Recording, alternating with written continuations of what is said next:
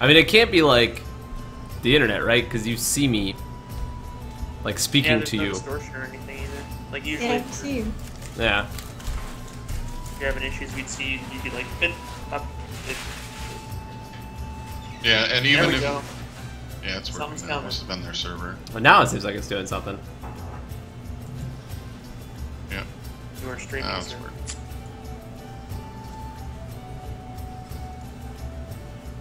Sweet. Bro. Except Rob, your face has got a box over it. Well, not Oh, anymore. God. It should have everything be normal now. Streamception. Can you see everything all right? Does everything look normal from that end? That's Yeah. awesome, guys. It does look dope, doesn't it? Kevin did a really great job. I want to look at it, but I can't look at it or else you see me looking at it. Which is the unfortunate part. Like, I could, like, put it over here, but then you just see it in front of your faces. I got nowhere I can put it where it doesn't look goofy. You can watch the VOD. Yeah, but it looks dope. It looks, like, super freaking cool. So, he did an absolutely fantastic job with that. I'm not gonna be watching it now anyway, because you don't want me to give them spoilers. Yeah. No, there's no spoilers. I didn't put a title on there. No title. Yeah. Well, there was a title, but I didn't put it on there. There is a title for tonight's episode. But I did not put that. I did not put that title on there. But anyway, we'll go ahead and start. So I don't know if anybody else is actually viewing this right now, besides just the lot of you. But I'm gonna go ahead and say, because now it's actually saving this, so I'm gonna go ahead and say, good evening, ladies and gentlemen. Welcome to Atlanta, where the players play. My name is Robert Steinberg, also known as Captain Robbed, and I'm here with my band of miscreants, who are our Dungeons and Dragons team. We are on our third episode, the first episode where it actually we'll record it. So this is the first one where we're actually going to pick it up. In case you haven't seen it already, we'll give you like a quick overview. Again, I'm your Dungeon Master, Captain Robert. In order that we have going on to the left of my screen, we have Chris here. Chris, if you want to go ahead and introduce yourself as well as your character. Yeah, how's it going? I'm Chris. I play Cantharion, the noble paladin of Tyr, leader of the group, and yeah, just excited to get going. And Joseph Meinzer coming in next as Venator. You want to introduce yourself, Joe?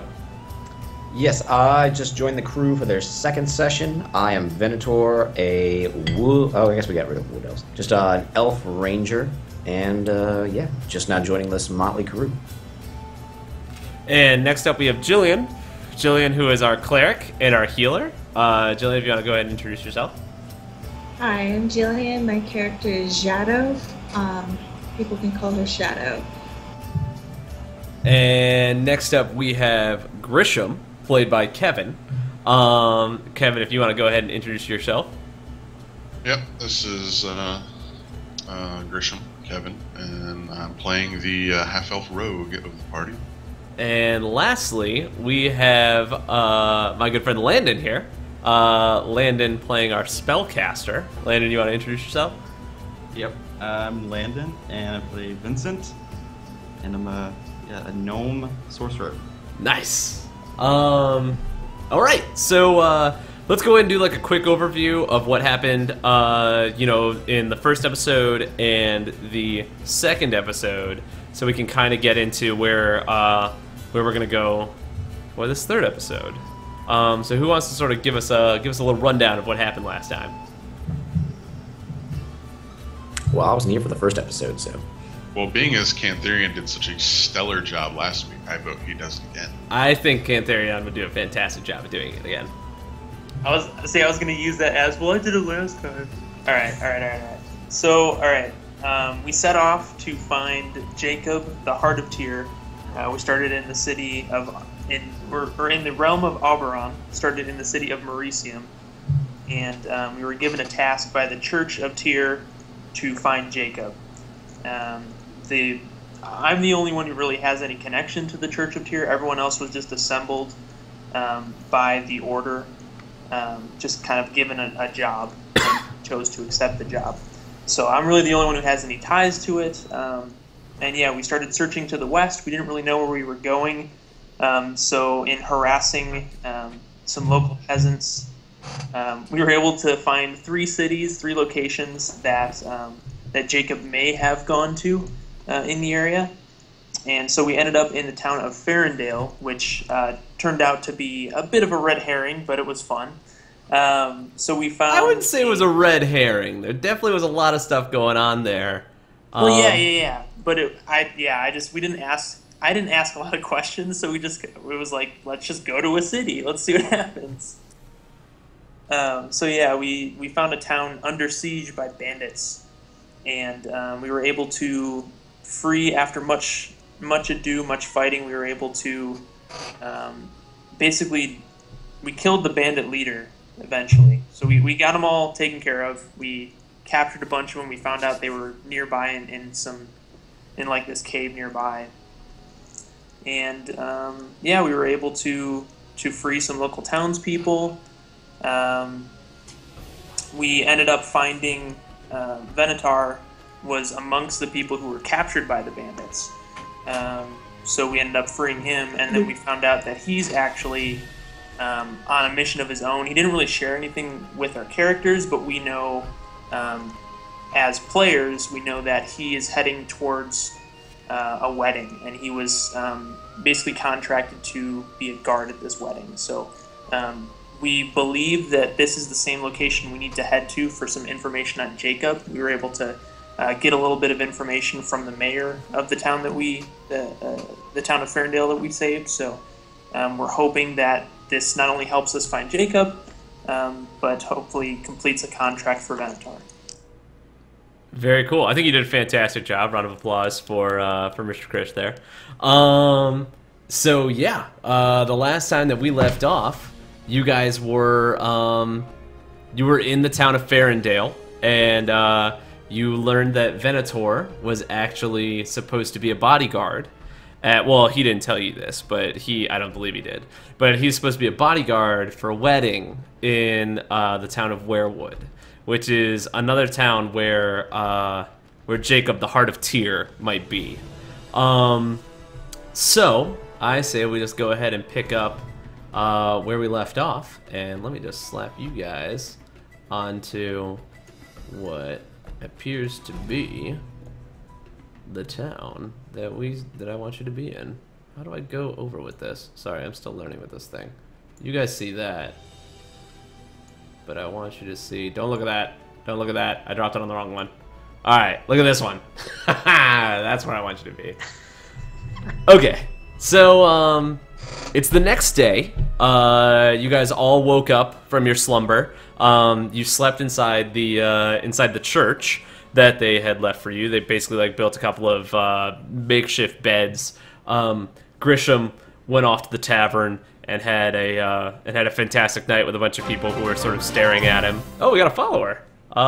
Thanks so much, Zombie XM, for picking us up here. So when we last left off, Grisham was in the tavern conversing with a couple of different people. We had all our different little moments, but we're gonna say it's the beginning of the next day. Sun has just broken over the hills, and as you walk outside, you see that the town is finally putting itself back together. It still appears as if there was a raid here, but it seems as if the town is sort of picking itself back up. Mayor Cool, as far as you know, is sort of nowhere to be seen. But there's still a couple of different townsfolk. People have started to put their shops together, and I would say roughly, if we were to use normal daytime, the time of normal folk, it's probably 8 o'clock in the morning. So if you wanted to begin your ride, you probably could begin your ride over to Werewood, provided Venator could either ride on the back seat of somebody's horse or find his own horse to come with you. Yeah, I know that, because when we left off last, I had asked, right before we went to bed, I asked the mayor if, he could just poll around the town, before, and just let us know, before we left at first light, if anyone had any leads on Jacob at all. So my first mission would be to to head to his house to see if I can find him. Okay. So you go to the mayor's house. There's a couple of people there who are sort of helping him put all of his things back in order. And they're sort of like trying to file papers and get everything organized again after this whole like onslaught that had happened. The mayor comes to you and he says, "Well, I hope you slept well. Is there anything else we can do for you?" Oh, yes, sir. The sleeping accommodations were fine. I just it's fantastic, was curious. fantastic. I was It's a very nice church. They take very good care of it. I can't say that I frequent it often. I look forward to seeing it again real soon. I do hope so, Kentharion. I rather appreciate you and your friends helping us out in such a way. But I'm sorry, I digress. What is it that I could help you with? Yeah, I was wondering if you were able to approach any of the townsfolk about Jacob, the Heart of Tyr. Oh, yes, Jacob. We asked the local townsfolk, and no one appears to have recognized that name. And you have to admit, you church-going folk do have quite a what is the word I'm looking for? Grandiose way about you. So I think that somebody would have recognized him. I do apologize, but if he does stumble by, I will be sure to let him know that you're looking for him. And I just grasp him on the shoulder and nod at him and say, "Thanks for everything. Hopefully see you soon." He's a little scared when you first reach for his shoulder because he realizes how strong you are, because he basically heard you chop a man in half in his hallway, which two people are cleaning up like the Viscera cleaning game style, just slapping fucking mops against a wall. But yeah, he again he thanks you and says that he'll let you know if he sees him. Awesome. Yeah, I'll start to head back, and then start packing everything up. Cool. So what is everybody else doing right now? You have sort of this day to go on inside the town of Farendale, and sort of everything's sort of getting itself back together. But it is a calm in the storm, if you will. I'm ready to go. I want to just get some basically refill my rations, and I have my saddlebags packed. I'm waiting for everybody else to just head out. Yeah, I'm ready to head out as well. I'll agree. You're all I was done. awake before first light because I only need to meditate, so I was ready to go a long time ago. So the townsfolk were kind enough to sort of gather together the last bit of food and beverage that they could sort of part with. So they go ahead and hand that off to you all. Probably a total of 10 rations between the lot of you, but they are able to sort of give you that in gratitude, as well as they were able to find a horse that they're able to donate to Venator. They noticed that there were only 5 horses that were all tied up around the not so suspicious well, and they were able to sort of give one more to Venator and offer upon your journey. I'm bewildered, but I take the horse. The guy doesn't understand your bewilderment because he thinks that it's a gift, he's gonna like it. So he's like, oh, here you go. And then when you're bewildered, he's like, he walks away. He's like, that guy's fucking weird. You're literally not looking a gift horse in the mouth. That's great. So he sort of hands you that stuff, and you guys are off to the races, as they would say. Anything else? I look at this lot and I'm just kind of shaking my head, and I just kick my horse, ready to go. Okay. So you sort of... Oh, go ahead. I was just gonna say, so I've kind of been sort of tethering Shadow's horse with mine up to this point. Oh, that's right. Shadow doesn't know how to ride a horse, or she knows how to ride a horse somewhat up to this point. And what I want to do this time is like ride like next to her, like just ahead of her and next to her. So like my horse is just in front of hers. So I'm still like my horse is still leading her horse, but I want to like strike up a conversation.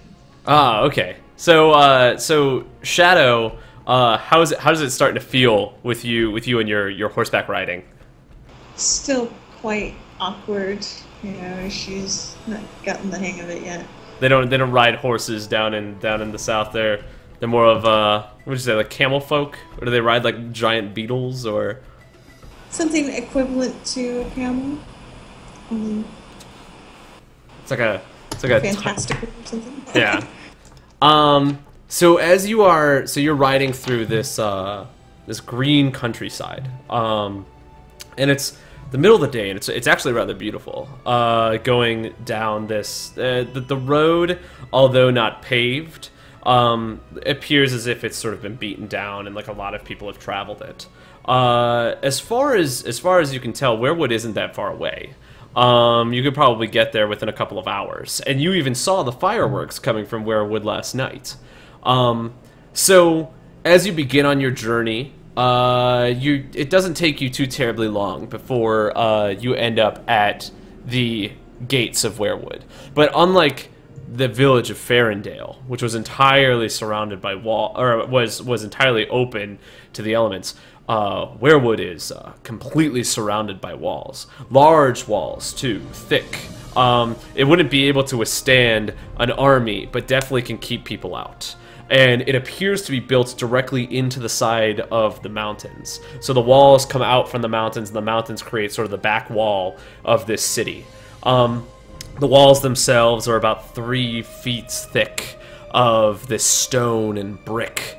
But if you go towards the front where the path leads you to, it leads you to an enormous gate that appears to be open. A large, like, steel iron gate that sort of, like, slams down with, like, the fucking spikes and shit. It's, like, looks fucking scary. It'll cut you in half. But, like, standing in front are 2 guards at this gate. From the inside, you can hear that there is sort of like this. There is the sound of excitement, of festivities, of you know. There's so much that you can hear going on inside. Unlike Farendale, which sort of came off as a smaller village, this is much more of a almost a city. Almost a sprawling city, but not quite that. Imagine the Mooresville of cities. Like, it's really big, there's plenty of people that live there, but it's not, like, really fucking fancy, if you know what I mean. Is the path into the city, is it large enough to ride your horse in, or would you have to step down and walk in? It's large enough to ride your horse in if you were allowed to ride your horse in, but there are 2 guards standing at the front of the gate. And these 2 guards appear to be very heavily armored and standing in such a way that, you know, I mean, technically, I guess you could barrel them down, but so they're blocking the path. They're not like off. Exactly. If you see, this is like the gate. There's like 2 guys that are standing in the middle of it, sort of guarding the path. It's large enough though that you could get like a horse and a cart to go through. Okay. What's the name of the person you have an appointment at the wedding with? It's Prince Mance. Prince Mance? Prince Mance. I step down from my horse and I take it by the reins and I approach these 2 gentlemen and I say to them, I have an appointment here with Prince Mance. Prince Mance? Is that what it is? Yes. Yes, I have an appointment with the prince here about the wedding that is going on this afternoon, if you'll excuse me. One of the guards, he has one hand on his sword that's around his waist, and the other hand sort of comes up and stops you, and he goes, I'm gonna need your invitation. And aside, Rob, did I have an invitation for this wedding? I'm gonna say that you do have an invitation for this wedding. If you open your pack, you have an invitation that has it has Venator written on the invitation, and then under the +1 area, there is not a +1 on there. Okay. And as you sort of ride up, you have these 4 other individuals who are, you know, just sort of standing behind you. He looks you back in the eye. He's a grizzled man, sort of like a shaved head, like a nice beard going on there. Sort of like a scowl going to him. But he looks at you once again. The guy standing next to him could only be described as a mountain with legs. He is enormous. I'm talking like you could fit 4 of me inside of this man. He's huge. And so the first man looks at you once again. He goes, "Look, you're gonna need an invitation. Either an invitation. Everyone who comes in needs an invitation. Anyone who comes out needs an inspection." All right, I reach in my bag and I present him with my Venator +1 wedding invitation. He sort of takes your invitation, looks it over. He goes, This says it's just you. What are you gonna do at all? And he sort of gestures towards all the other people. He like gestures in a line, and then as he gets to Vincent, he has to like go down to like point at the pony. I kind of just look back. All right, so I'll hop down too and approach. Kind of angling my shield. Like I'm not going to touch my weapon, but I want to have my shield up so it shows off my holy symbol. Okay, so you're sort of like showing it off as a sort of like you're walking up with like your chest out and like Yeah, I just had a successful mission. I'm feeling pretty good. Yeah, I mean they're building a statue to Tyr, and he kind of looks like you. So I could understand you feeling like a little badass right now.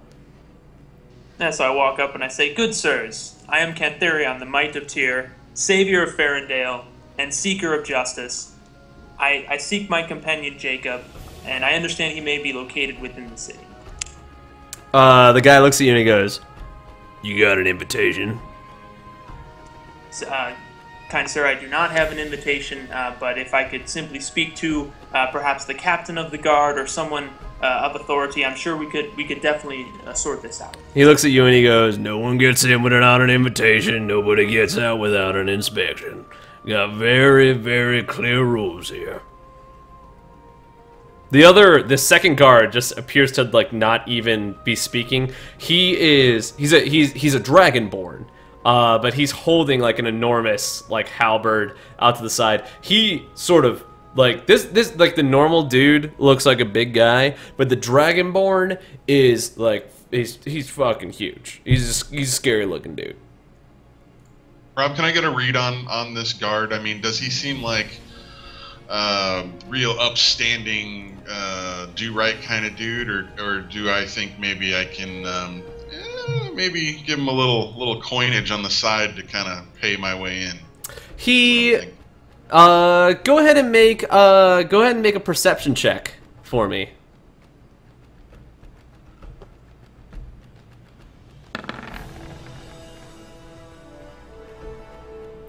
So we go with the first one, right?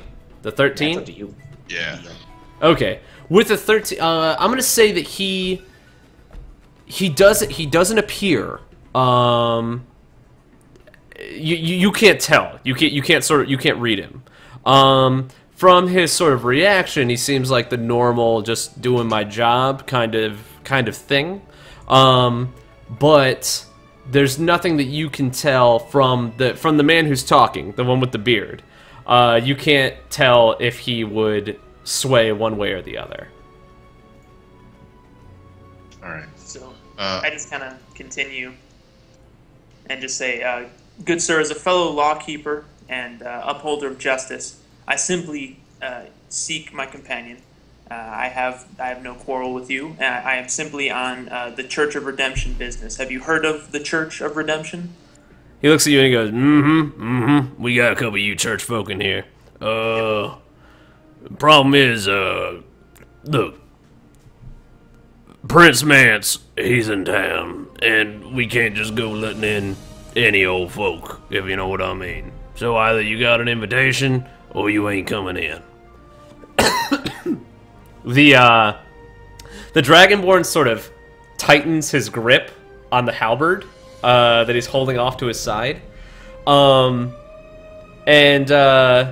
his hand is enormous. Like it's almost like his hand is too big for the halberd itself. but as he tightens his gauntlet, it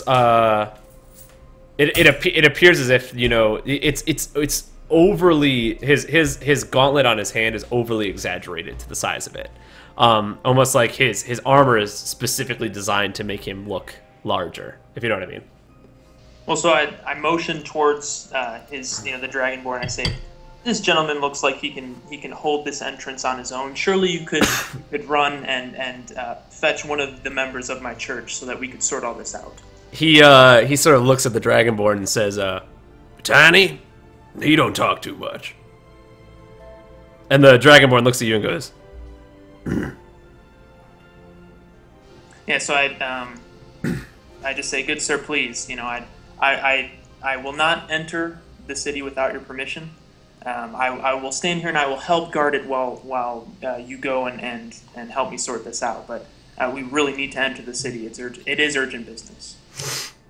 I'm gonna put my hand on Cantherian's shoulder and kind of step my way forward, and I'm gonna look at the guard and say, what does an invitation cost to this party exactly? Kind of give him sort of a nod, like the reaction. the guy sort of laughs and he looks at the other guard and he says, "I reckon you might be able to get an invitation for someone else, but I'm not about to put my job at risk by letting y'all up in here." So it's like that.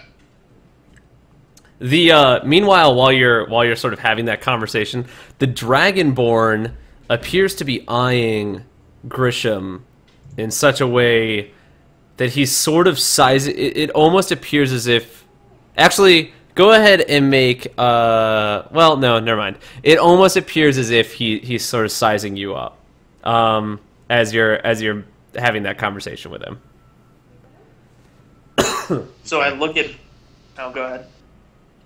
I was just gonna say I'm not trying to push it real hard. I'm just kind of dangling a carrot there. You know what I mean? I'm not saying like he's not looking at you in such a way that he is sort of like planning to do anything bad. As much as he's it's almost like he's trying to read you, in a way.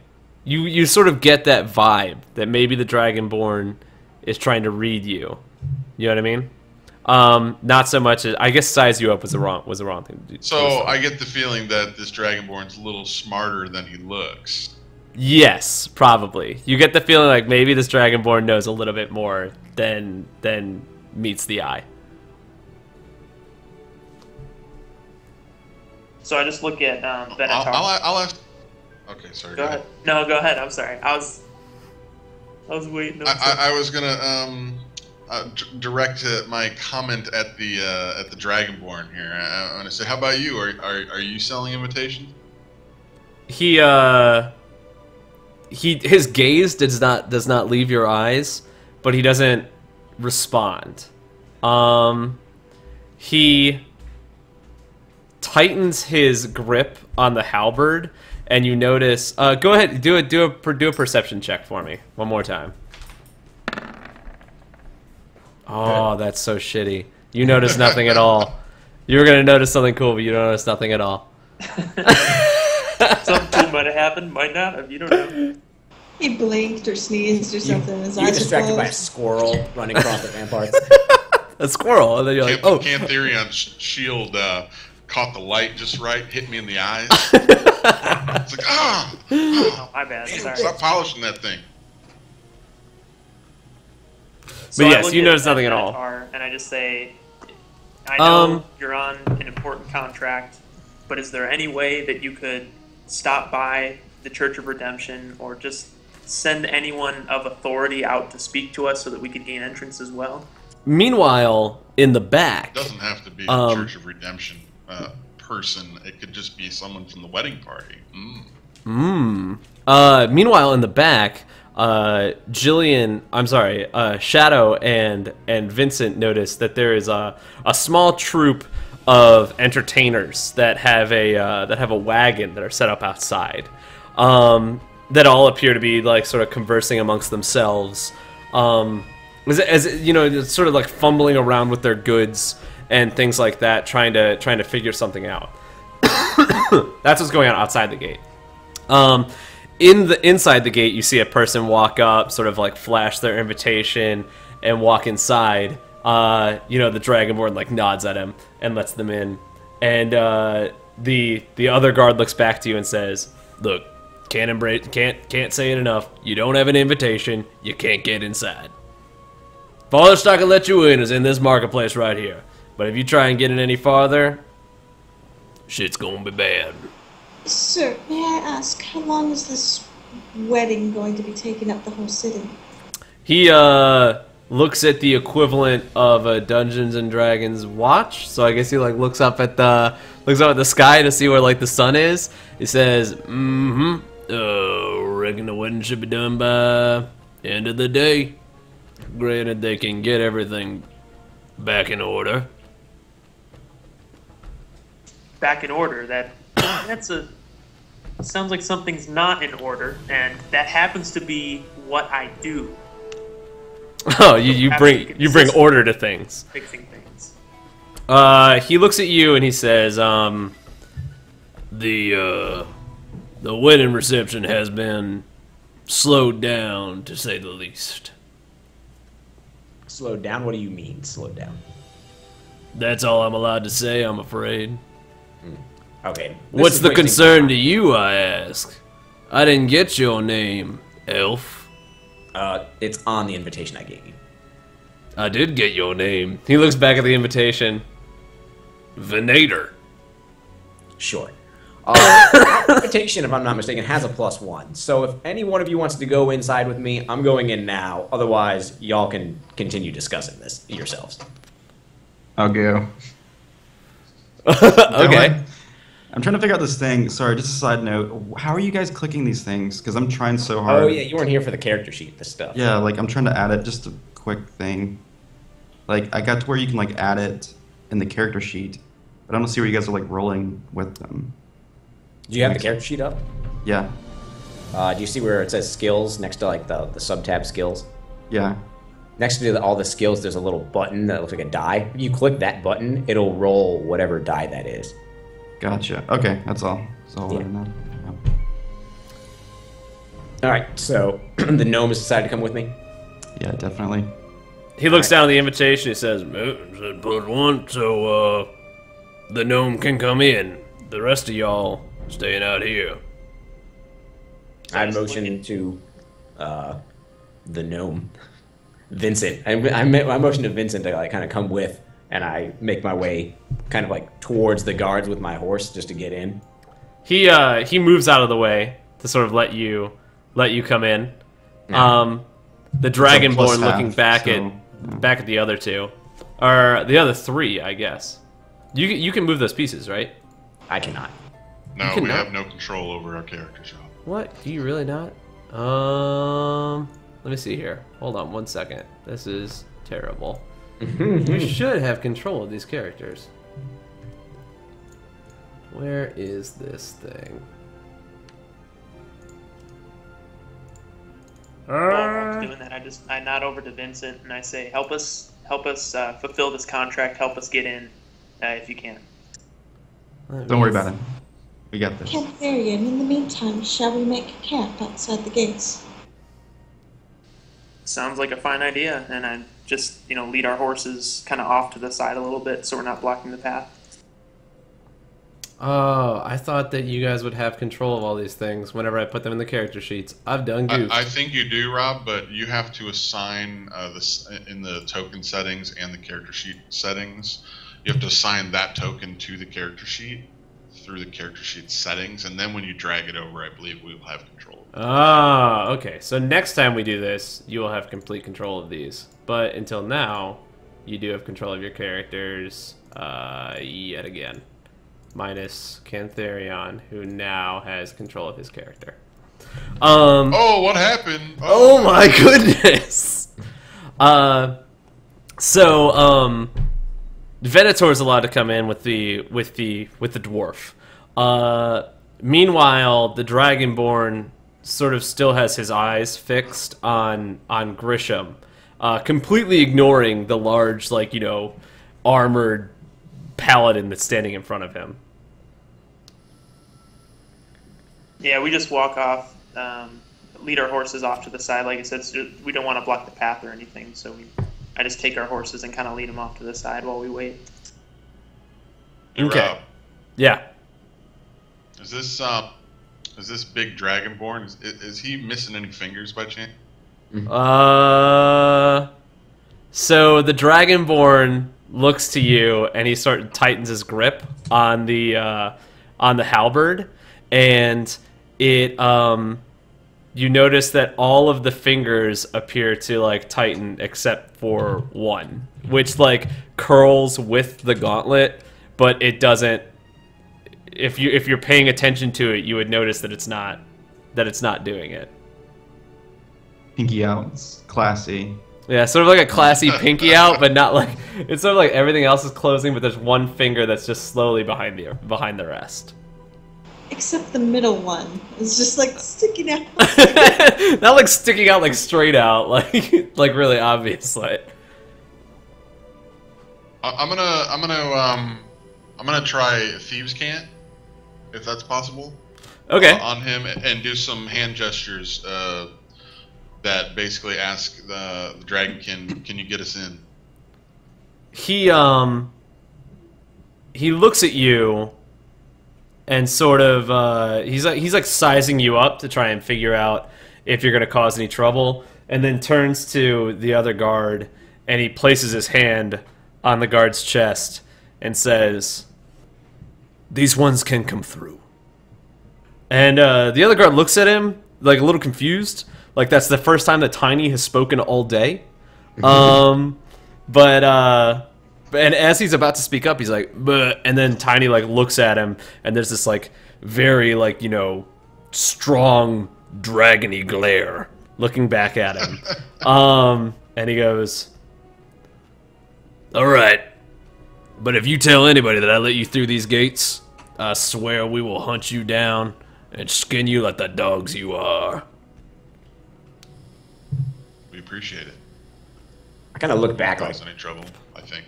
Yeah, I assume I had already kind of started to turn away, so I didn't catch any of that. All I heard was him saying we can go, and I'm like, what? Okay. I kind of look back and like raise an eyebrow, like, all right. Tiny looks at you and he goes, "Move along."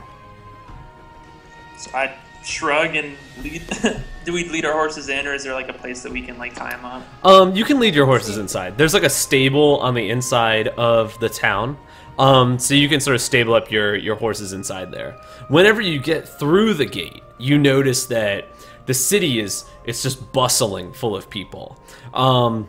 And there's like balloons everywhere, and there's like beautiful garden structures and things like that.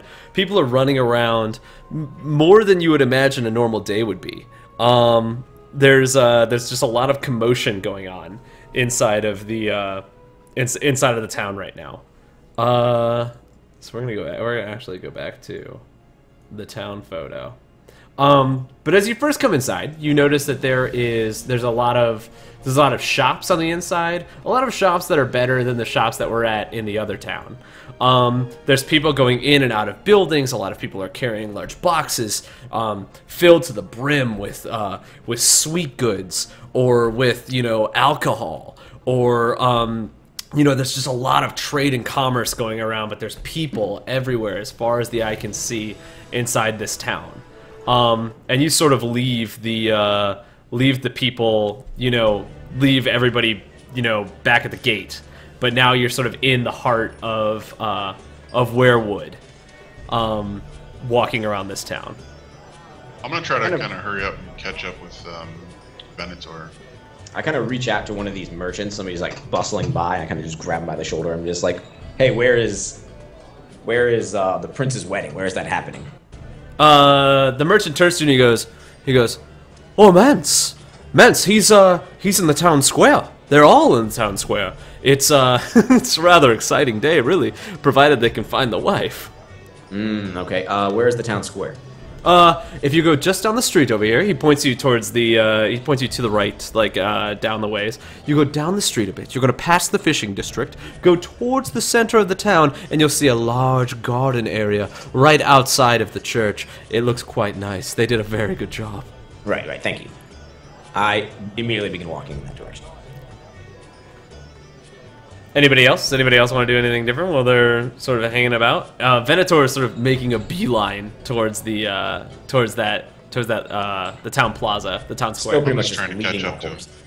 Yeah, I got his back the whole time, so. I'm right Yeah, I'm behind. trying to stay with it, and then also just kind of see if I notice any holy symbol, like any Church of Redemption stuff.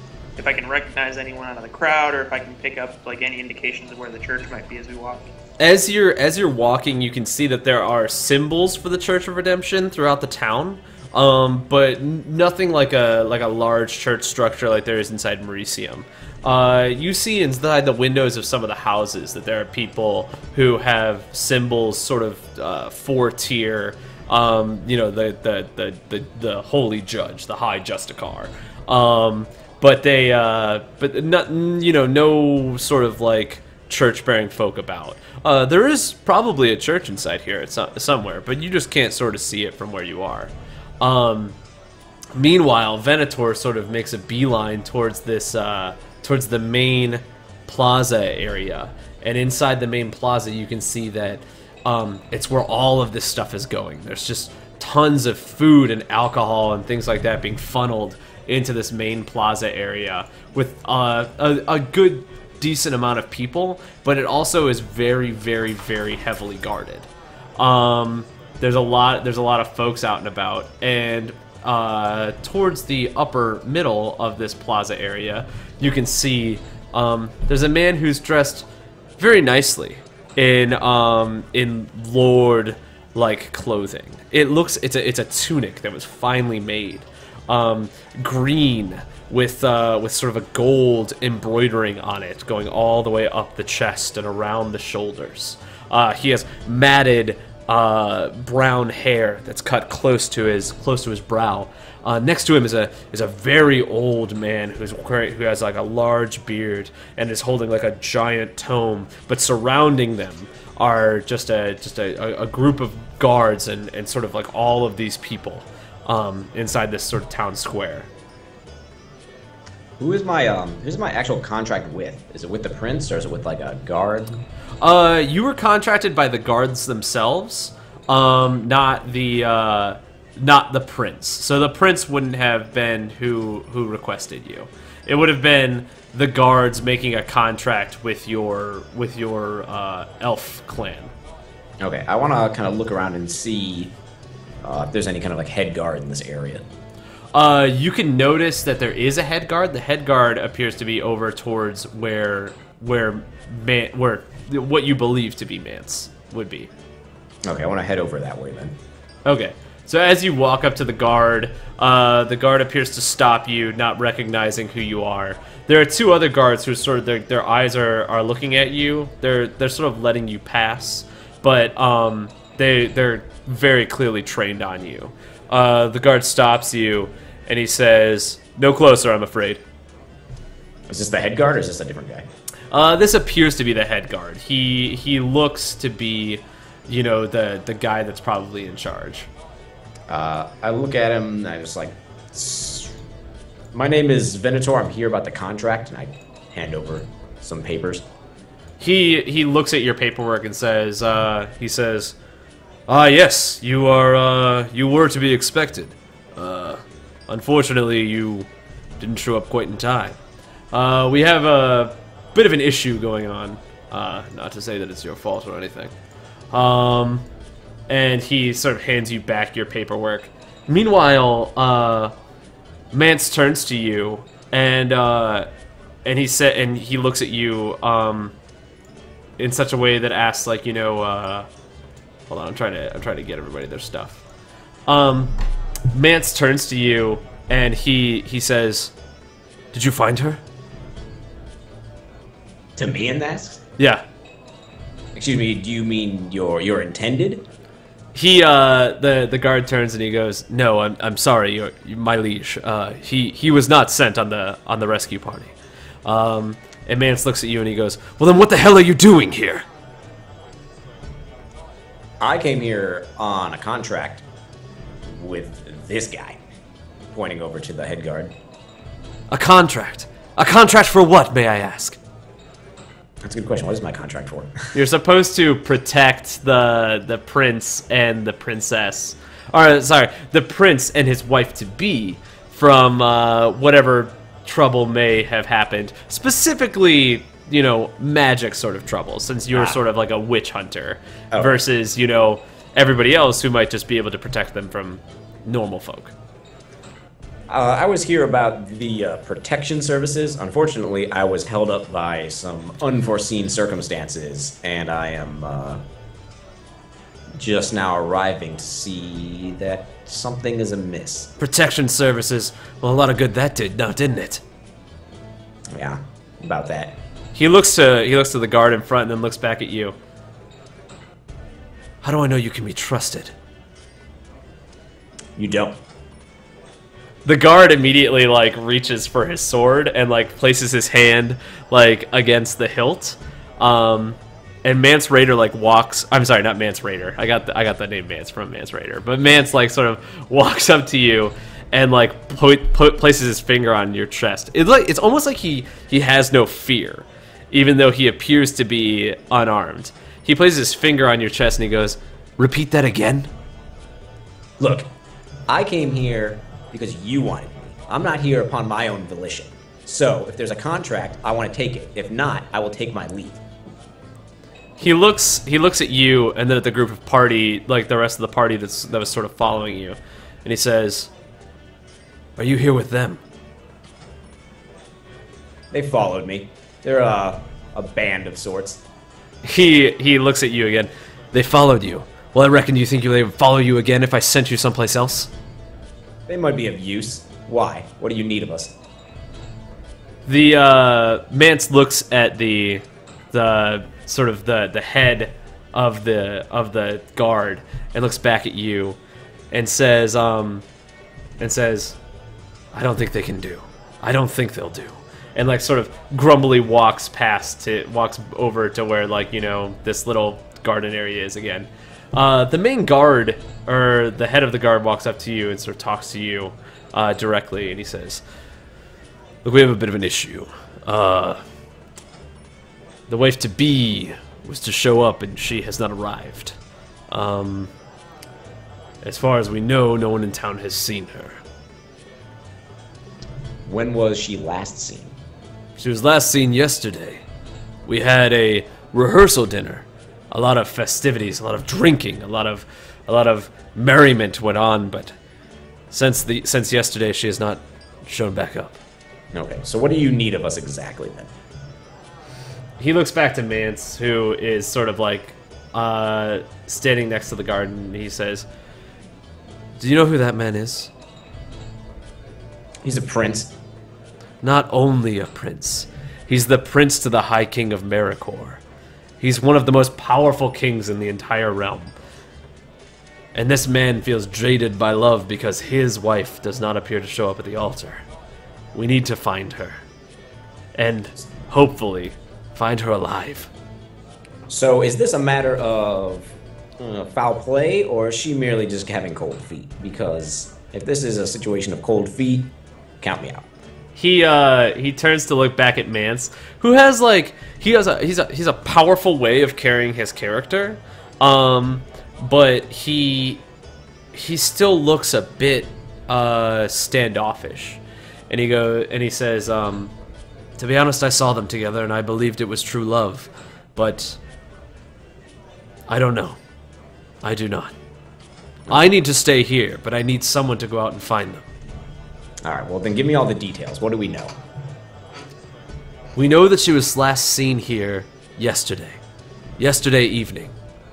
After the festivities, she went off to the inn that she was staying in, staying away from Mance. It's not customary for the bride and the groom to see themselves on the day of their wedding." Yes, humans and their silly customs. Continue. He chuckles a little bit, being a man who's been divorced like 2 times.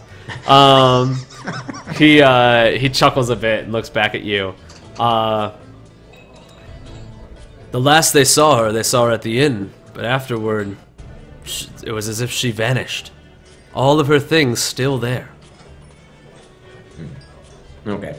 So, there's no other further information. Nobody's seen her. Nobody knows of the whereabouts. Nobody knows of any foul play. You can ask around, but I haven't heard of anything.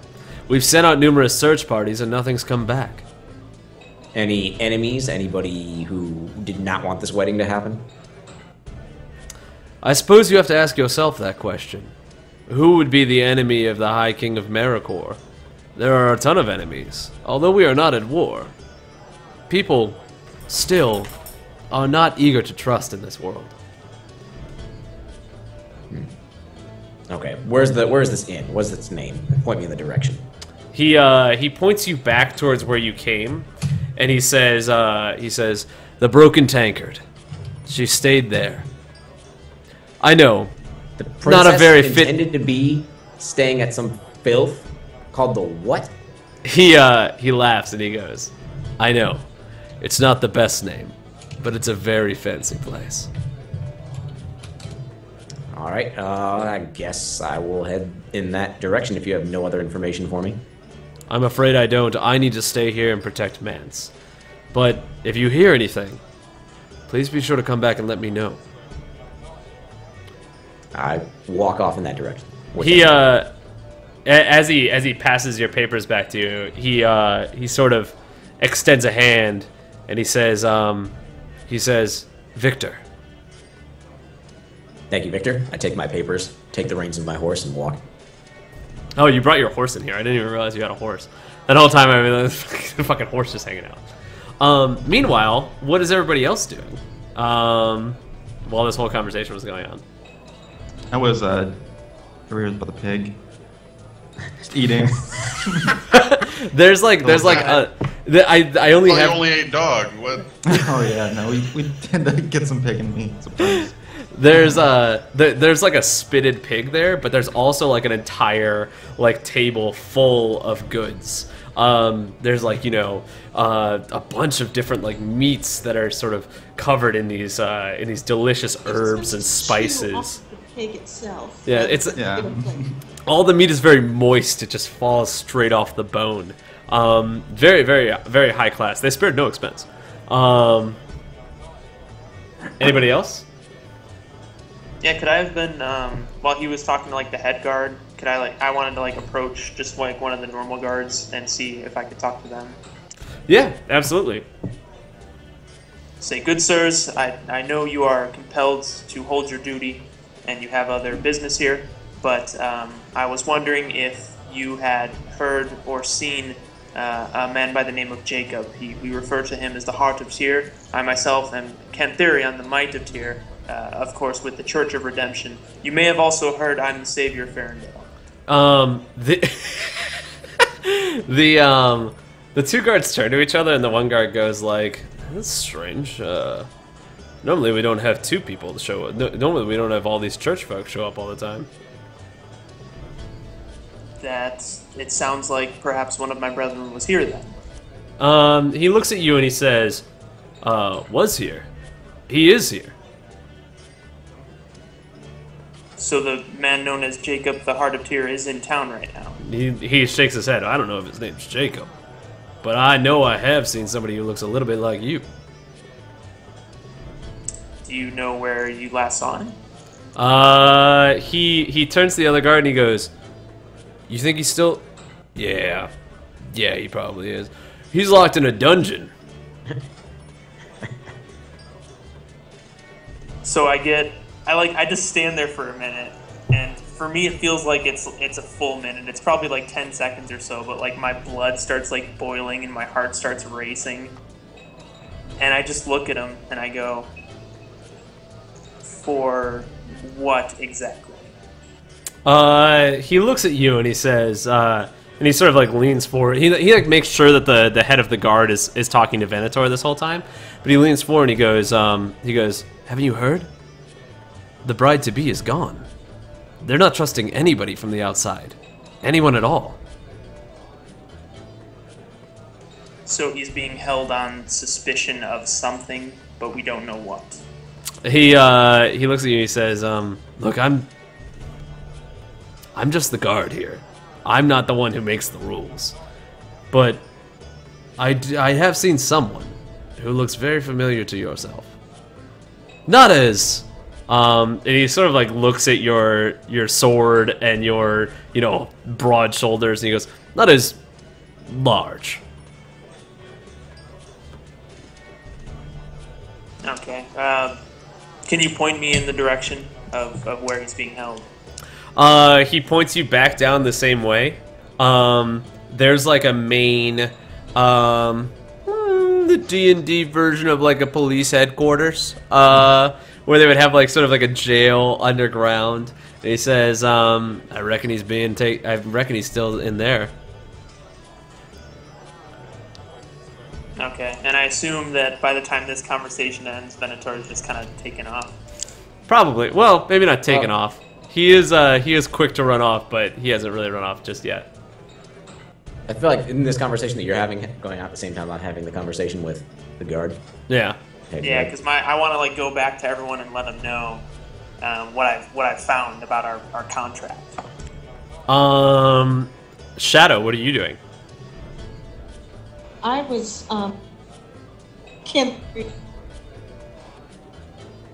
And Grisham?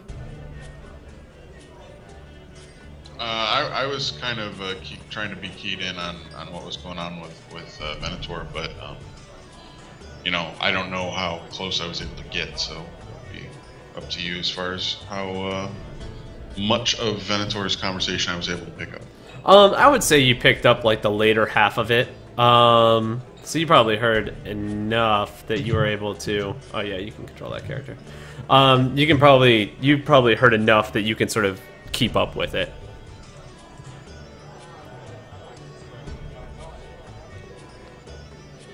You can stand on top of the guard if you want to stand on top of the guard. So yeah, after hearing all that, where do you guys want to go? Yeah, so I come back to everyone with the information that I found out. That it could be my companion Jacob, but that needs to be our next stopping point. So the guards would sort of wave you off. He says, look, I'd love to talk, but as you can see, things are a little uneasy at the moment.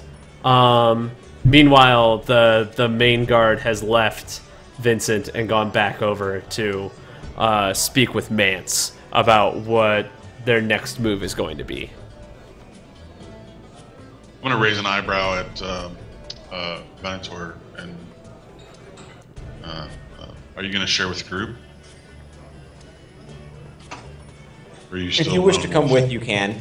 I can't guarantee what will come of this bride-to-be situation, but Well, what's your plan? Are you gonna go check out the inn, or what are you gonna do first? yeah, I'm gonna go. I'm definitely heading to that inn. That day. 'Cause you know that Cantharian's gonna have his own plans as always. So, I feel like personally, if we can find the bride, then that'll smooth our way towards getting information about the quest that Cantharian is on. So I feel like perhaps we should tackle the problem that's presented to you first. So I'm on board if you want my help. His problems do not concern me. So if you want to try and convince him otherwise, then Well, I don't care what Cantharian does because he's going to do whatever he wants to do. Those Reds are just, you just can't talk to them. So, agreed. All right. Well, if you want to follow me, I'm gonna head to the inn. all right, I'll go with you. Vincent, Shadow, Cantharian. I'm gonna I can tell that they're leaving, and Licking Grisham. the fingers. Yeah, I'm gonna shove some berries and stuff in my pockets and cupcakes maybe. I'm gonna walk with them to the inn. You're sort of Set like that in your pocket. so everything that you can grab on this table is sort of going in your pockets. Meanwhile, like some of the other folks are like, they there was a couple of girls off there to the side. They were sort of like, giving you the eye. Like they were like, oh look, he looks kind of cute. And then as you started like shoving berries in your pockets, they're like, oh, maybe not. Oh man, story of my life. Yeah, I'm gonna go with him to the end though. Okay, and Shadow, Cantheria? I suggest that we head straight away to the jailers. Yeah, and I just get back because like I said, I want to kind of share it with everyone. So I get back and I kind of see like Venator and Kevin start to like, I'm assuming I finished the conversation around the time they finished their conversation with each other. Yeah, So you probably finished the conversation conveniently right after one another. So yeah, I walk up and I say, I let them know, we may have a lead on Jacob. This is the first concrete information we have on him. It sounds like he may actually be held in the D&D equivalent of the dungeon. No, like the guard captain's quarters. Yeah, the guard captain. Let's call it the guard captain's quarters. That sounds appropriate. As opposed to jail, which I'm sure might be called jail. So I just let them know that and say I think we should head there straight away. I'm I very happy. disagree. And I'm like, is there a reason? Well, I think that we can. Well, let's say your friend is in jail for a valid reason, or at least according to this town or the city guard, a valid reason. May not be valid according to your beliefs, but I believe that if we can solve the issue of this missing bride, then and do it quickly, then perhaps that will gain us some favor with the guards and smooth over any dealings you may have with them towards getting information about Jacob or getting him out of jail if need be. And I get kind of wide-eyed and I go, there's a missing bride? Yeah. May I speak to you a moment? Let's step back from the rest of the group. And I look at Shadow and nod. And I just say, excuse me, gentlemen. I feel this is a fool's errand. I have a bad feeling about this. I don't think that this will be well. As in something not appearing not what it appears to be with the bride? I don't think we should concern ourselves with this. We have our errand, and I think this might be a lost cause.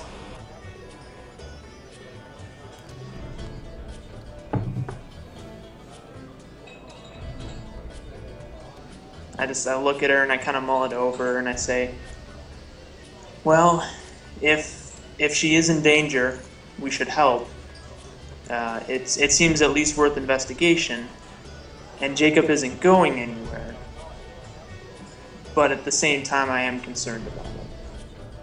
How about we meet with them at the inn after we investigate to see if it is Jacob, or if the person there might know where Jacob is.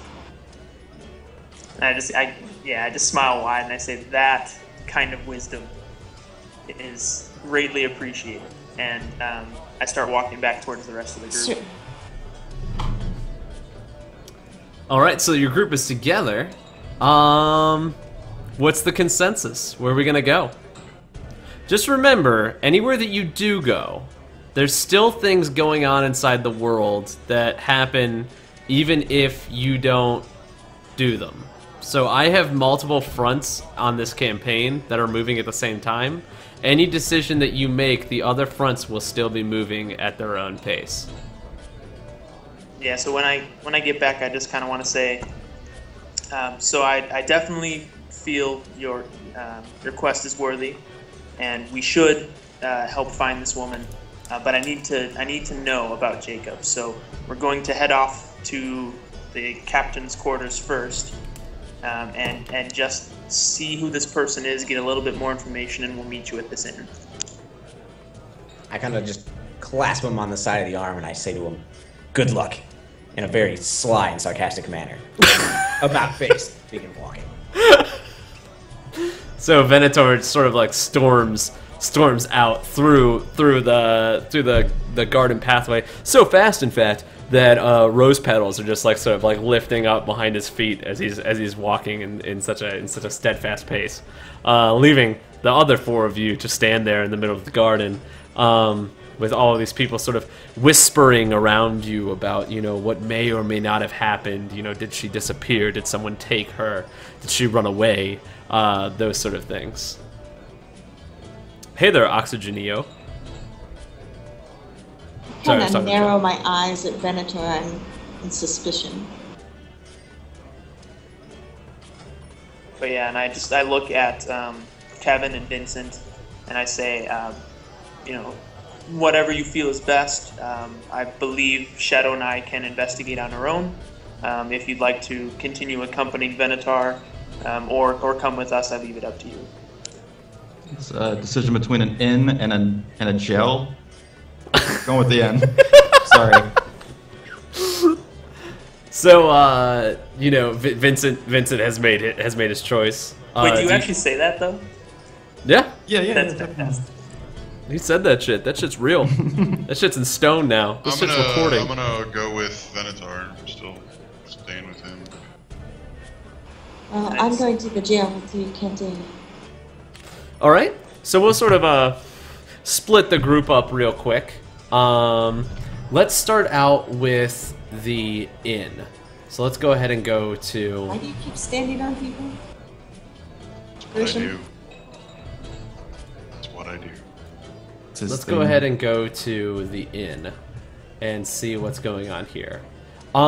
So as you walk inside the door, from the outside, it looks like a normal everyday building, but as you walk inside, it's actually quite nice. It's very high class. It's very clean compared to everything else that you've seen around you. The chairs themselves are sort of like a beautiful wooden mahogany that that you can tell was crafted by a fine craftsman. The barkeep is a beautiful woman with sort of like this long golden blonde hair, with very nice clothing. Not nice in like a lordship sort of way, but very much so she takes very good care of herself, and she takes very good care of the tavern that you guys are in, of the broken tankard. You can tell as you walk in that the name is sort of ironic, because there's nothing in here that appears to be broken at all. In fact, the clientele that exists inside here appear to be of very high class. And as the three of you walk in, they sort of everything inside the bar sort of stops for a second, and they turn and give you an eye in such a way that says, like, you know, sort of like a don't know when the last time that you guys bathed is, and not sure if this is the place that you intended to be. Okay, I immediately start walking towards, I guess, the barkeep. Yeah. And then who else went here? Vincent went here. Let me give you guys your characters here. Sorry, next time we do this, I'm gonna have this completely taken care of. So you walk up to the barkeep, and and she sort of looks at you. Oh, we have a follower. Thanks so much, Kid H, for hopping on board. Happy hunting. You walk up to the barkeep, and she sort of looks you up and down, and she says, "How can I help you?" Yes, I understand that the bride-to-be, the intended of the prince, was staying here, and I assume you know the word that she has gone missing. I was wondering if you have seen her, heard word of any of her doings or passings in the past, I don't know, day and a half. She sort of nods at you and says, "Oh, we have another follower. Thanks so much for following, Paco Taco." The barkeep looks over to you and she says, Well, I'm not sure if I'm supposed to reveal that information to you, but and also another Oxygenio is hanging out with us again. She looks at you and says, "Well, I'm just not so sure that that I'm supposed to be giving out that sort of information. Who are you, might I ask?" I'm Venator. I guess you can say contracted out through the city guard to handle tasks beyond the scope of the wedding. It being a very busy time and whatnot, they need extra services. She says, there have been a lot of people coming inside here asking all sorts of questions. I just don't know if I'm in the right position to be giving out that sort of information. Okay, who is in the right position to be giving out information? To strangers, I reckon no one. She sort of eyes your clothes as you're saying that. She sees you as clearly a different class of person. As she's sort of seeing your clothes, she's sort of sizing up your coin purse at the same time. His coin purse or his coin purse? A little of column A, a little of column B. Thanks so much, Platinum Zimbra. And we had another one, Brent, who followed us at the same time. I kind of slide, like, just kind of put my hand onto the bar, and as I do, kind of brush my hand against my coin case to make it rattle. I put it down on the bar, and I say to her, so who's in a position to talk around here? She looks at your coin case and says, yes, Rosella was here, but she disappeared, and I'm not entirely sure where she went. Madam, can you point me in the direction of her room? I'd like to take a look, see if anything was missed when it was gone over. She looks over towards, there's like in the corner, there's like a large dwarf who has his arms crossed, and she looks over towards him, and he sort of gives her like a head nod, and she says, if you go upstairs, it's the last room on the right. And then she also says, much appreciated. She also says, just don't be causing any trouble. In this fine establishment, never. she smiles and winks at. She smiles, and then as you give her a wink, she's like, she smiles a little bit wider and blushes a little bit. I bring out a single gold coin, set it down, and say, there'll be more of that if there's more information or anything else that you can tell us. She looks at your one gold coin and laughs and says, I believe you're taking your money to the wrong place, sir. As in, you're not putting enough money on the table. Like, clearly one gold coin is not getting you anywhere inside of the Broken Tankard. Oh, whoops.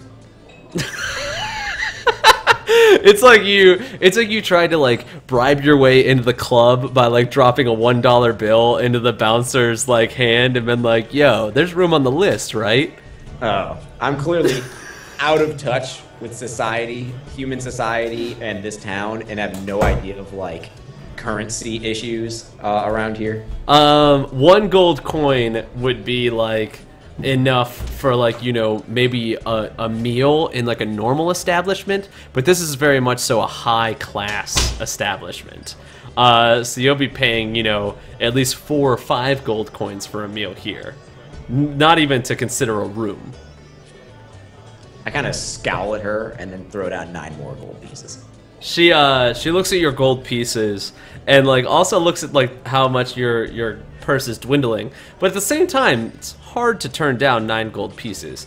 So she takes them and says, and like sort of like sizes them up inside her hands, making sure like none of it's fake, because she still at the same time feels like maybe you are not who you appear to be. Like maybe all this stuff is fake and you're here to cause some trouble.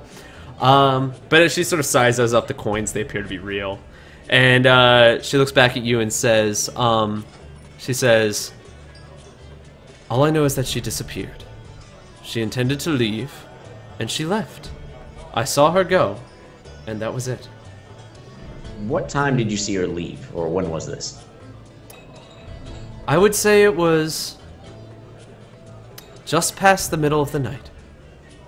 Middle of the night, so she's been gone for some time. Okay. I make towards the upstairs to go and investigate the room. Okay, so the room is to the very, very back of the room. It is this room right back here, if you can see where I'm pinging. But that's the room to the very back and to the right that she stayed in. When you enter the room, you can see that all of her stuff is still there. There's a very nice trunk full of these beautiful dresses, and on the dresser there's like a sort of a small like jewelry case that still has all of the jewelry in it.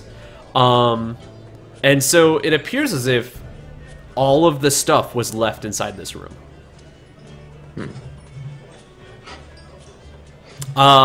Vincent, meanwhile, what are you doing? I'm gonna wait downstairs and order a beer. Just gonna keep the place calm, I guess. Yeah.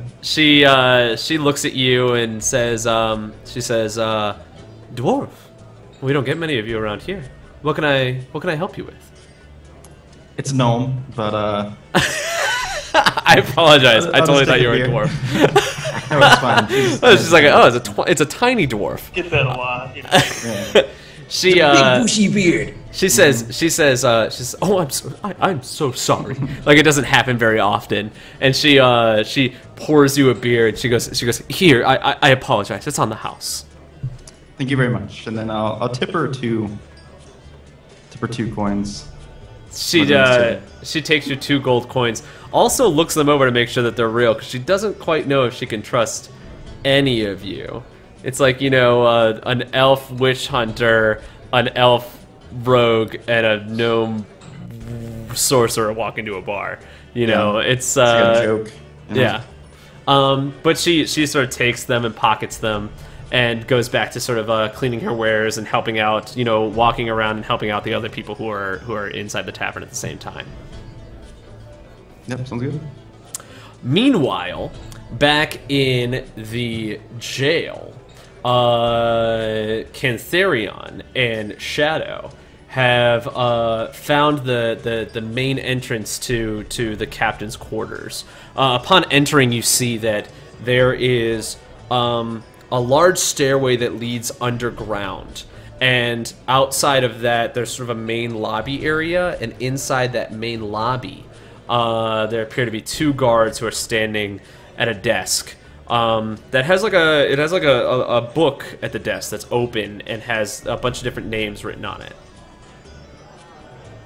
Yeah, approach him and say, "Good sir, I believe you may be holding one of my fellows here. I am Cantharion, the Might of Tyr, savior of Farendale, keeper of justice. This is my companion Shadow, and perhaps you are holding a gentleman named Jacob, also a follower of Tyr." He looks at you and he goes, "Oh, aye, Jacob. I don't reckon that was his name, but we did have someone down here who looks rather familiar to you. I didn't really get his name. We just put him in the book as John Doe. But if you are willing to leave your weapons up here, we might be able to take you down and see him." Of course, and then I'd unsheath my sword, lay it down on the desk, and motion for Shadow to do the same. And I leave my spear. The one guard sort of takes your things, both your sword and your spear, and he looks back at you and he says, "Are you sure that that's it? You're not trying to trick us at all, are you?" And I give You him can search me if you like. I have no other weapons. I just hold my hand up and I say, "I understand that our reputation may be a bit sullied because of recent circumstances, but I am still a Knight of Tyr, and my word is true." He sort of gives you a nod and believes you. He trusts you. So they lead you downstairs into the sort of dungeon area. Inside this area, you can see that there's actually numerous different cells. Most of the cells holding nobody at all. But if you were to follow the path through these cells, you would see that there actually is one towards the end that is holding an individual who is wearing plate mail that has, like, you know, it's almost like one large pauldron is on his shoulder, but it has the sort of the scales of Tyr on that shoulder plate.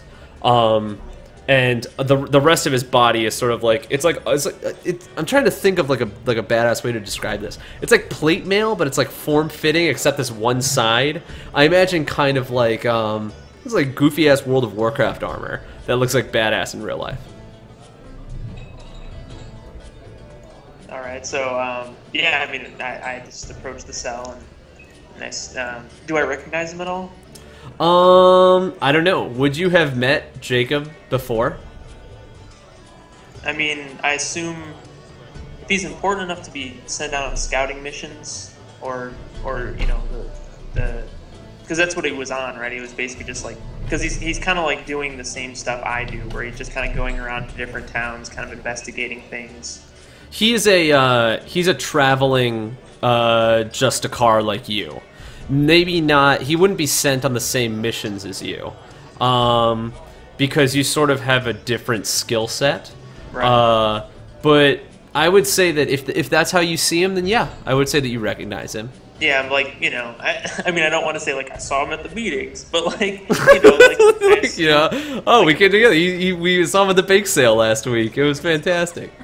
I just assume that our dealings, like, we would have both been in Mauritium at the same time in the same kind of places and probably introduced. So yeah, I would say that you probably would have seen him before, yeah. So it's definitely Jacob.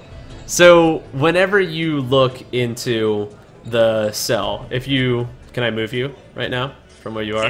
Yeah. You see where you are? Whenever you look inside the cell, you see that there is a man who's wearing that same armor, who has that cloak, and he has these emerald green eyes and this long flowing white hair. And he looks at you and he says,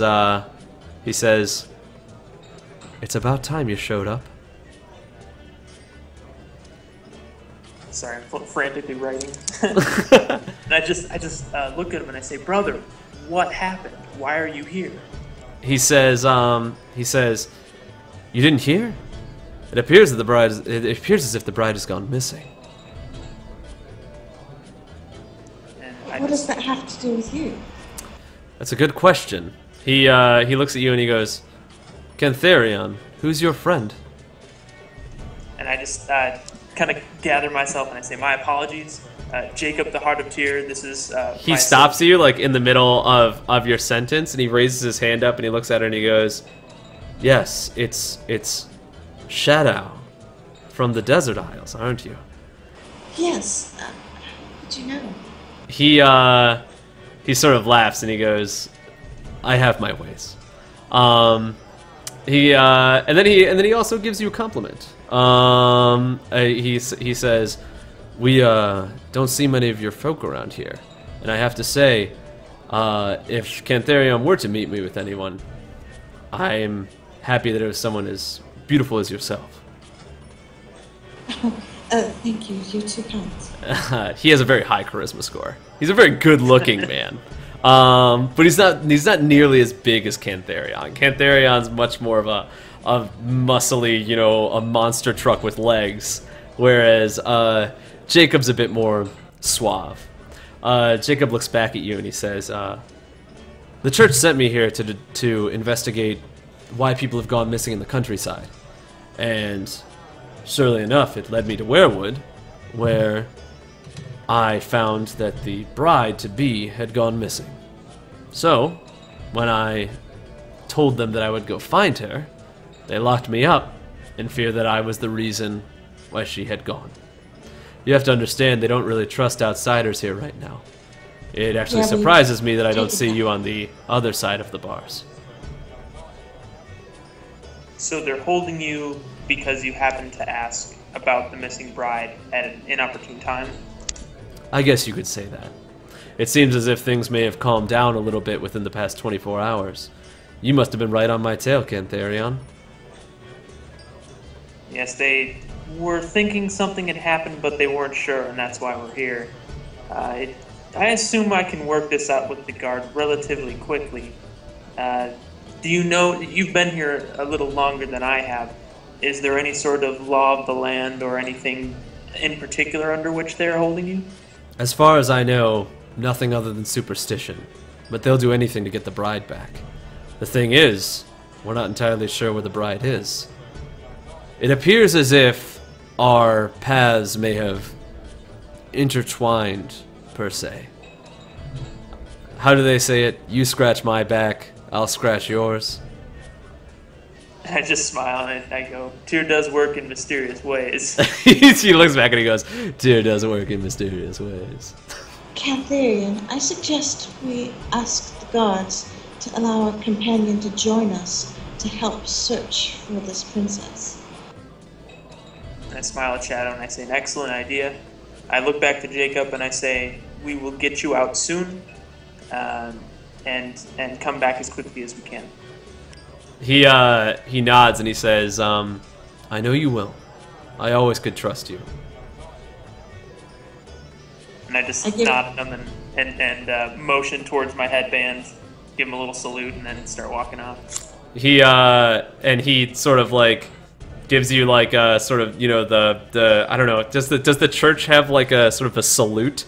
I'm imagining like it's like a fist in the air, like a fist to the chest, like, you know, I like it. Salute. And then as you turn around and walk away, he hails Shadow at the same time, and he says, "And you, Desert Rose, I look forward to seeing you again soon as well." I give him a shy smile, and it's a pleasure to have met you. They call him the Heart of Tyr for a reason.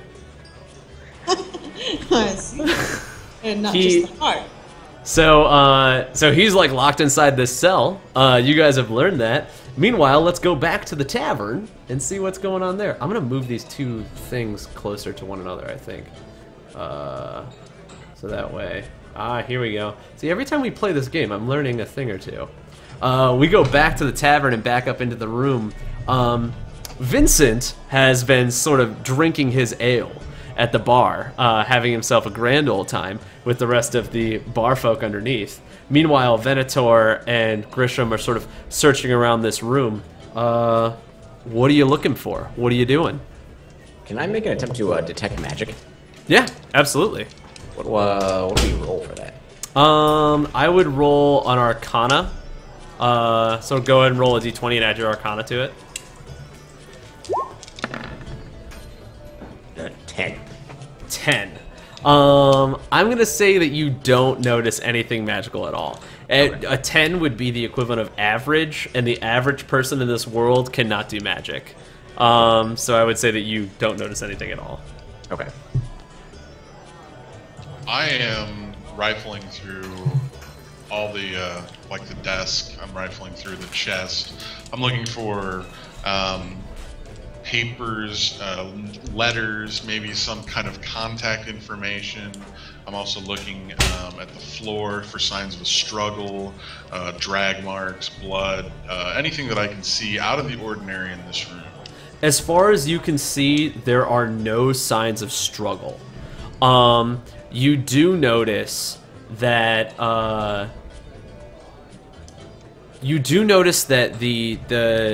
there's a dress that has been balled up and thrown underneath the bed. The dress is very nice, and it appears as if it was taken off rather quickly, but not in such a way that it was forcefully taken off. Do you know what I mean? Does it look like the wedding dress at all? It looks like it's a very fancy dress, not the wedding dress. Perhaps she's wearing the wedding dress. Yeah, let's say, are there any of the wedding garments or those things here? As far as the wedding garments no, there's no wedding garments. There's a veil that's like sitting on the let me ping it. There's a veil that's sitting on this sort of table here, but there's there's nothing of the rest of the wedding gown.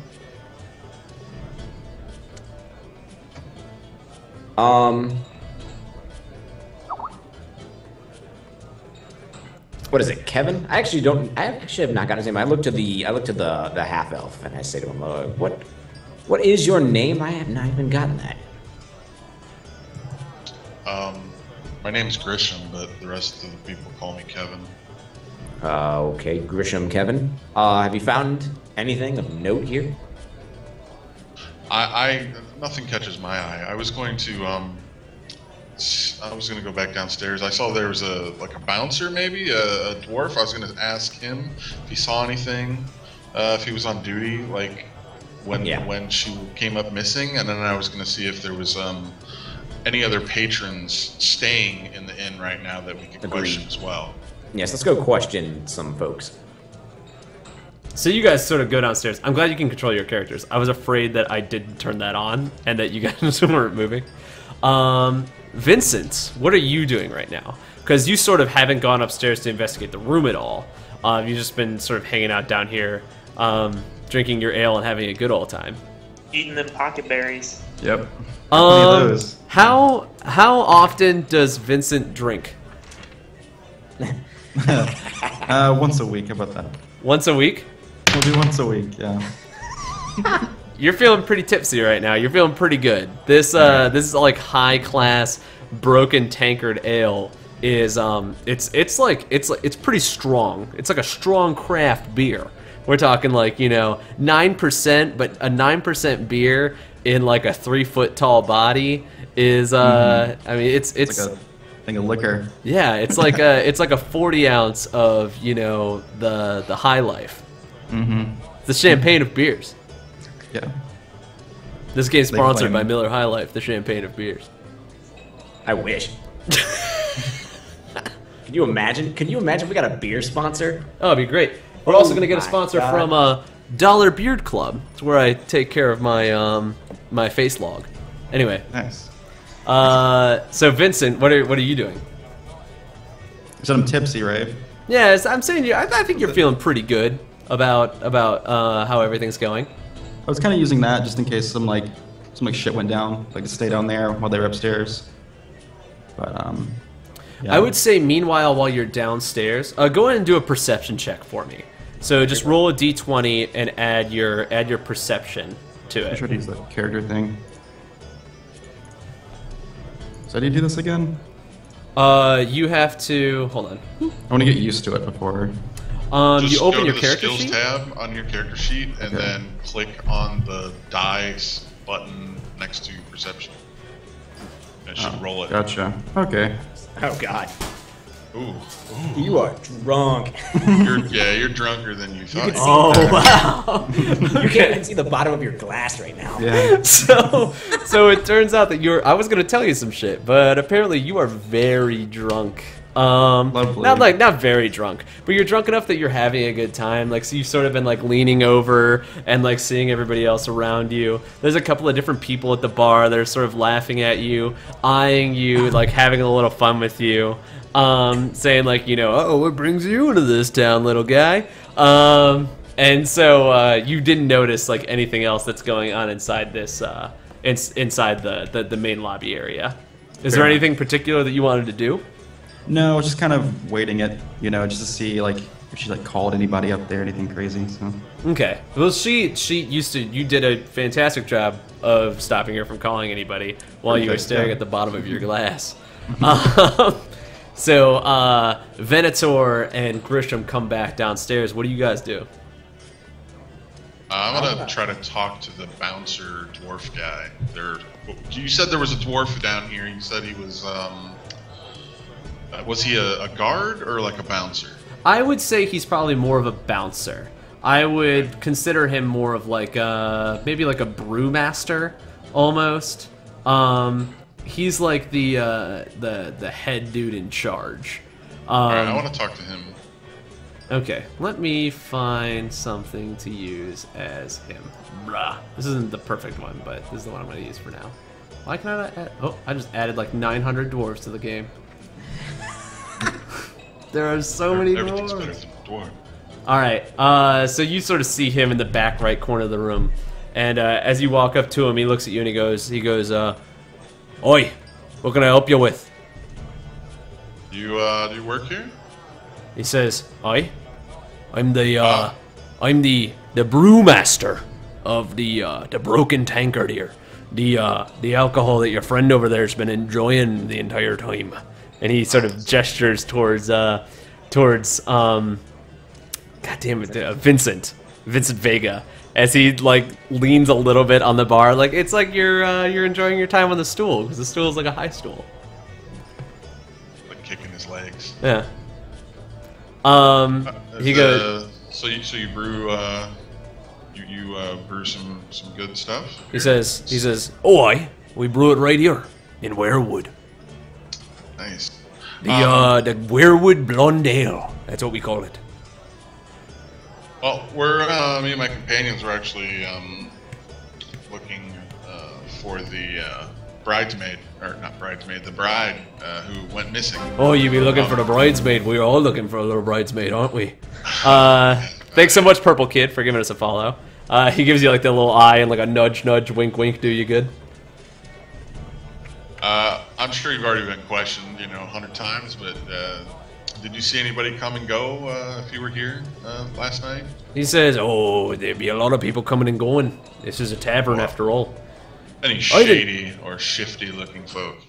He Anybody that stood out.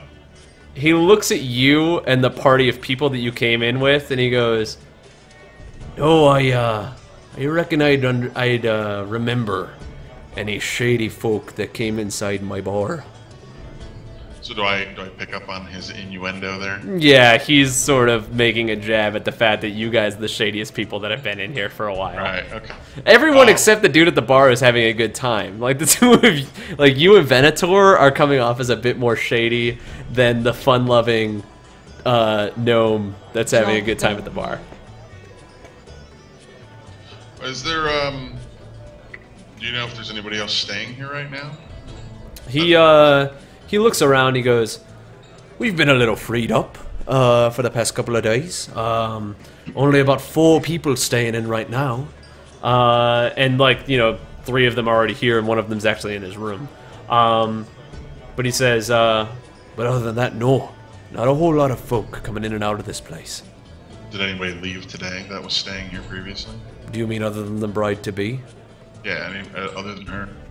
Not that I'm aware of. He turns back to the barmaid. "Stacy, did anybody else leave today?" She looks back. She goes, "Oh no, no one else left. Just the one." He looks back at you and says, "Oh, just the one." All right, thank you, good sir. I'll leave you to it. He crosses his arm again. He goes, "Have a good day." And he, as you're walking away, he goes, "Oh, and try the ale." I'll be certain to do that. I want to talk to the barkeep, and I'd like to... Hold on one second. I'm going to talk to the barkeep as well and refill my drink. I'll be right back. So how's it going, Vincent? You enjoying your ale? I know the dwarf said it was good. Oh, it's good. It's good stuff. I wouldn't call it an ale, though. God, I'm so hungry right now. I'm trying to think if I have any snacks downstairs I can grab real quick. Oh, like IRL? Yeah. Okay. Bro, we Really literally talked about how every stream eventually turns into talking about food. Damn it, you're right. It does. It does always turn into talking about food. Yeah. Okay. I like how there's a person laying on the bed upstairs.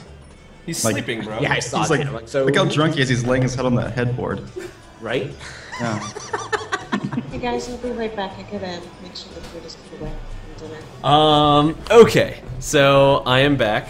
I have my, gin and juice. Gin and grapefruit juice. Oh, that one's strong. Got Yeah. enough That ale right there is good. So, you wanted to talk to the barkeep. Yes, barkeep. What can you tell me about the intended? Where is she from? What is the relationship to the prince? Is there enemies between these two lands? Was there a union of lands? What can you tell me? She says, "Oh, you mean Rose? Oh, she's rather a lovely lady.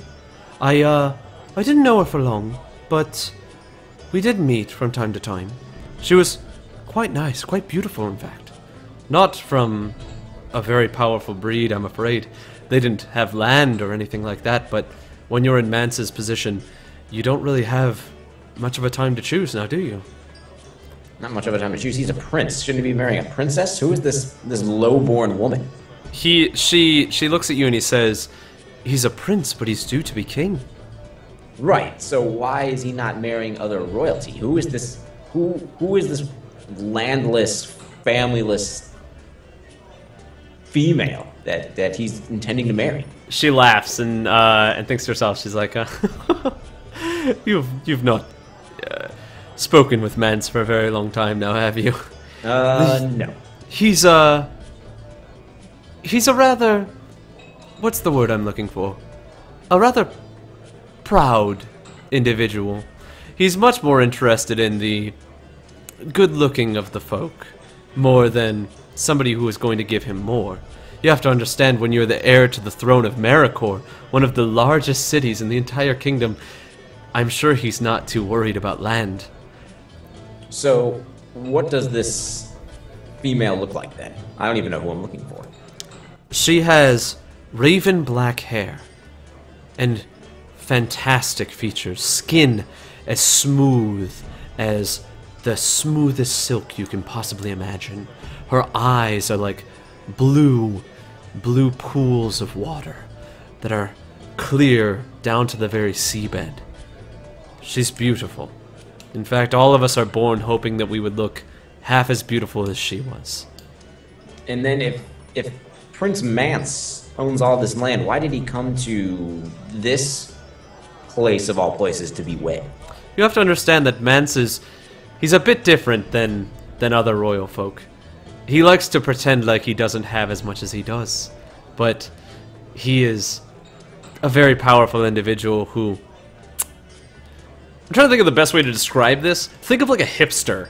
Like, he has everything that he could ever need, but he doesn't want people to know that he has everything that he could ever need, but at the same time, he enjoys the fact that he knows that he has everything he could ever need.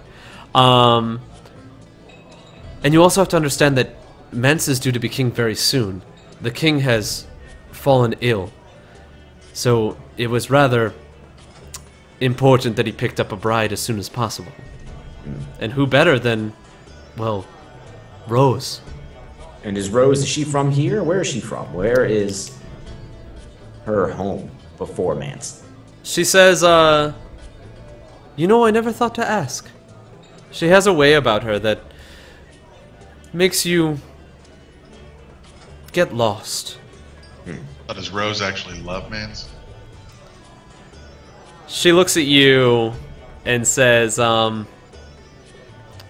Mance is, I believe Mance might be a difficult man to love. If you know what I mean. Forced into it? Could she have run away, is my question. I'll stop beating around the bush. Could she have run away? She looks at you and says, I am not in the position to be making such brash statements, and I don't believe you are either. So you're saying she's single? Technically, yes. She's single. So you're telling me there's a change? Is she human? She's human, yes? Yeah, that's what he said. Yes, she is. Well, no, she's a half-elf. I'm gonna make her a half-elf. I'm gonna make her a half-elf. Okay. She's human today, tomorrow, a little more elf. Tomorrow, you never know. You squint your eyes, shake your head a little bit, she might be a dwarf. Who knows? Did she have any enemies at all? Any reason why people would not want to see these two married? She shakes her head no. She says, I don't understand anyone who possibly couldn't like Rose. She has a personality about her, a way about her that makes you enjoy being around her. Well, that makes sense if she is actually as beautiful as everyone says. Not only how she looks, but how she presents herself. She has a beautiful personality. She's a blessing to this world. What did Rose do before she became the intended of man? I suppose she worked as all the rest of us do. Her hands are not raw. She's probably she wasn't of the working class like myself, but I assume that she probably would have taken up a trade. Was there a story behind how they met? As far as I know, Mance Raider... I keep saying Mance Raider. I need to fucking change his last name. Like, I did take the name Mance from Mance Raider, but he's not fucking Mance Raider. As far as I know, Mance went from town to town trying to find the most beautiful flower that could be found. In fact, he even ended up in here. But I suppose none of us were to his liking. But Rose... Why is he in such a hurry to get married? Wait.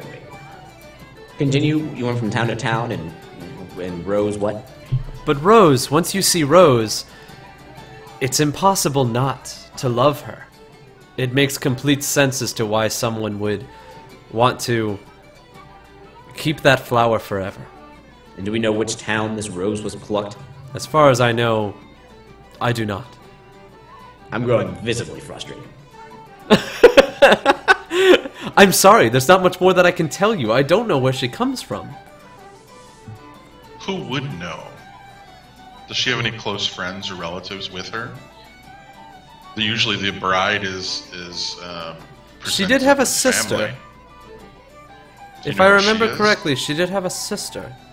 And her sister was staying...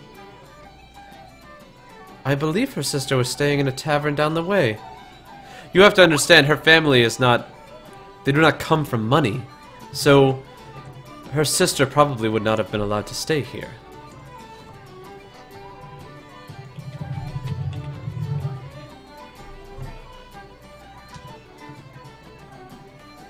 Vincent, what are you doing? Besides being completely drunk. Well, you're not like blackout drunk. You could be if you wanted to.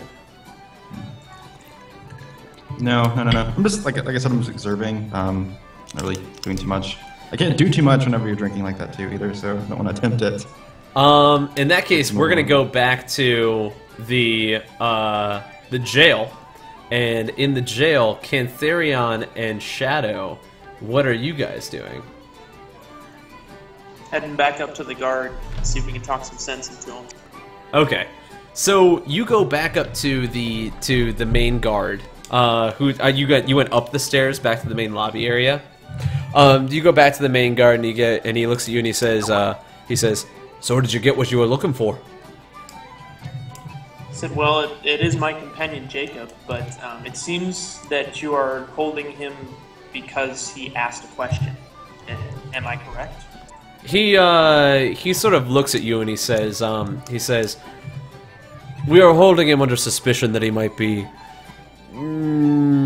the one who caused the incident with the bride-to-be. You have to understand." I said, good sir, what is your name? He looks at you sort of cross-eyed and he goes, "Who are you to ask?" Why, of course I am Cantharion, the Might of Tyr, the savior of Farendale. This is my companion Shadow. The savior of Farendale? I didn't realize Farendale was in need of saving. They were recently overcome with bandits, and Bandits? It was a difficult fight, but we were able to save the town, yes. I have a brother in Farendale. Is he okay? I believe all of the townspeople did survive, yes. He looks back and he goes, "Oh well, I'm terribly thankful for you helping them. I will have to reach out to him at once." Of course, but I'm sorry, your name? I do apologize. My name is Sven. Sven, you understand that I'm with the Church of Redemption, correct? You are familiar with this organization. He nods and says, "I'm familiar with your type." Have you ever heard of a member of the Church of Redemption going against the laws of the land or its people? He sort of nods once again and says, "I know your type, and you sort of follow your own law." And I kind of do the... When you are the judge, the jury, and the executioner, I don't think I'm in the position to say whether or not you are following our laws. That's an interesting perspective. But you do understand that while we may have our own interpretations of these laws, we always observe the local ones, and my brethren would not dare break these vows or break the local laws at risk of angering Tyr himself. He sort of looks at you and says, "You want me to let him out then?" Yes, and I can assure you that we will not be going far, and we will be investigating this matter as well. He looks you up and down and looks at Shadow and says, "I'll tell you what. I'll make you a deal. I'll let out your friend. But when I do, you need to come back with the bride-to-be, and you need to come back with her alive."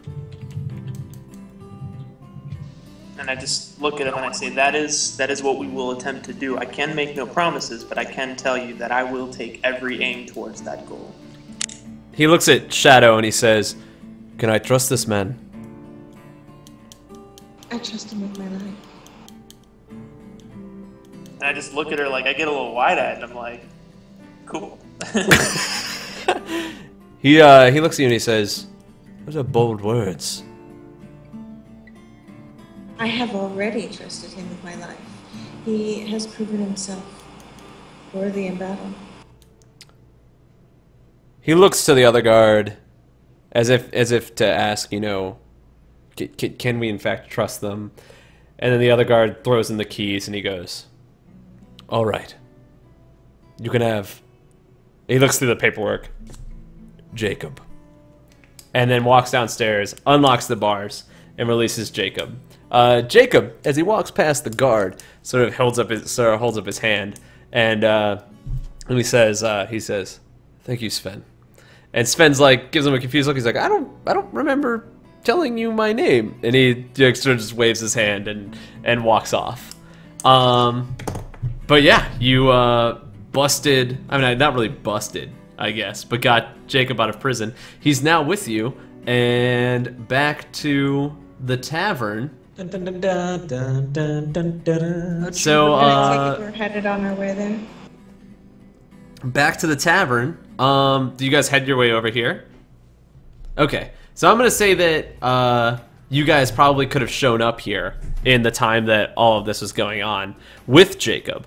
But what are you guys doing here? Excuse me, so you said the sister was in another tavern. Do you know the name of this tavern? Have you seen her? Do you know what her name is? What she looks like? She shakes her head no, as if sort of confused. There's so many places that she could have been. I just don't know. And as she, oh, we have another follower. Thanks so much, Masonus, for hanging out with us. Happy hunting. She looks at you, and then as she's saying it, Cantharion, Shadow, and Jacob, the Heart of Tyr, walk through the door, and Jacob says she doesn't know where she is, and sort of gives you an eye. She gives all of you an eye. You know, Shadow is somebody who looks like she shouldn't be here. You know, because she's just very far away from home. Got another follower there, Gajiel Red Fox. Gajiel Red Fox? Thanks so much, man. Happy hunting. You all enter. She sort of gives Shadow an eye, but she doesn't sort of mind Cantharion and Jacob as much. As she sort of feels more comfortable with them here, if you catch my drift. I look over at them and I say, "And you are..."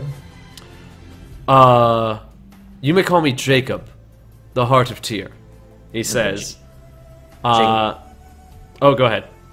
What do you know of the situation here? What can you tell us anything?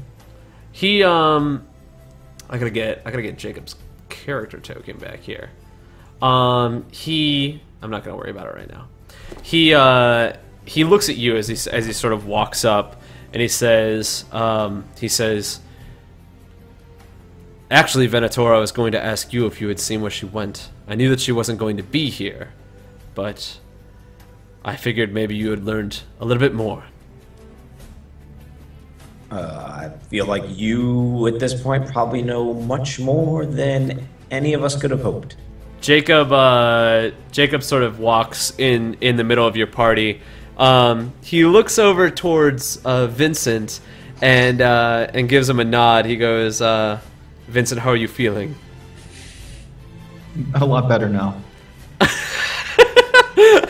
It's like it's been a while, and he can't tell if you're saying that because you've been drinking more or because you stopped drinking. No, I kept drinking. We'll just say I kept drinking. Okay, me too. Yeah. So, Jacob looks at you all and says, "I was sent here to investigate the missing people the people who've gone missing in all of the outskirts. But when I heard that she had gone missing, I knew that I was close at hand for what possibly could have caused this." Missing people? Yes, you haven't heard? No, please, enlighten me. As far as we know, lately, numerous people have gone missing, vanished out of thin air, from all of the towns on the outskirts of Mauritium. As far as we know, we haven't been able to find any evidence as to where they would have gone. But, with her disappearing just 24 hours ago, I figured if I came here, I'd be able to track the disturbance back to its source. Are there any rumors of how these people disappear? It always seems to happen outside of town, but as far as I know, everyone who disappears doesn't come back. Well, according This to our didn't barkeep appear to here, happen out of town.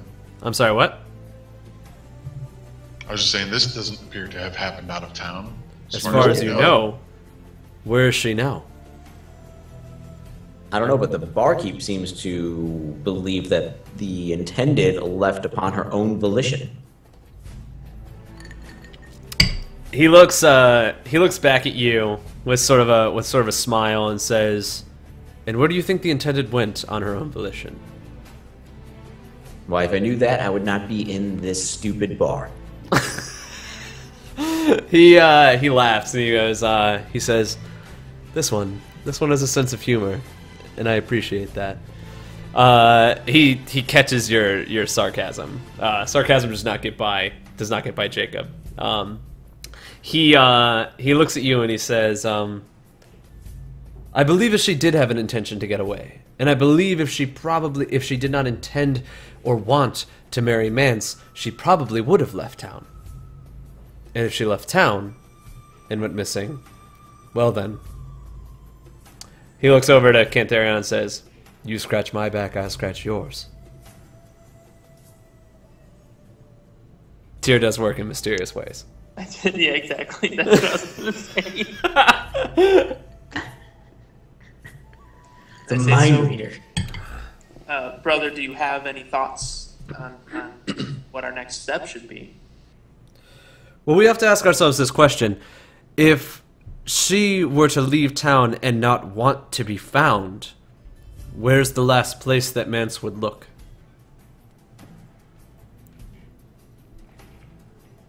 Would I know that? It's more of a riddle. Like I'm letting you answer that. I know what I would consider the answer, but I don't want to give that to you because it ruins kind of the fun. Like a poor place, I would assume. A Or- poor place. Yeah, like some place like Lowborn, I guess. I would What guess. was Rose Lowborn?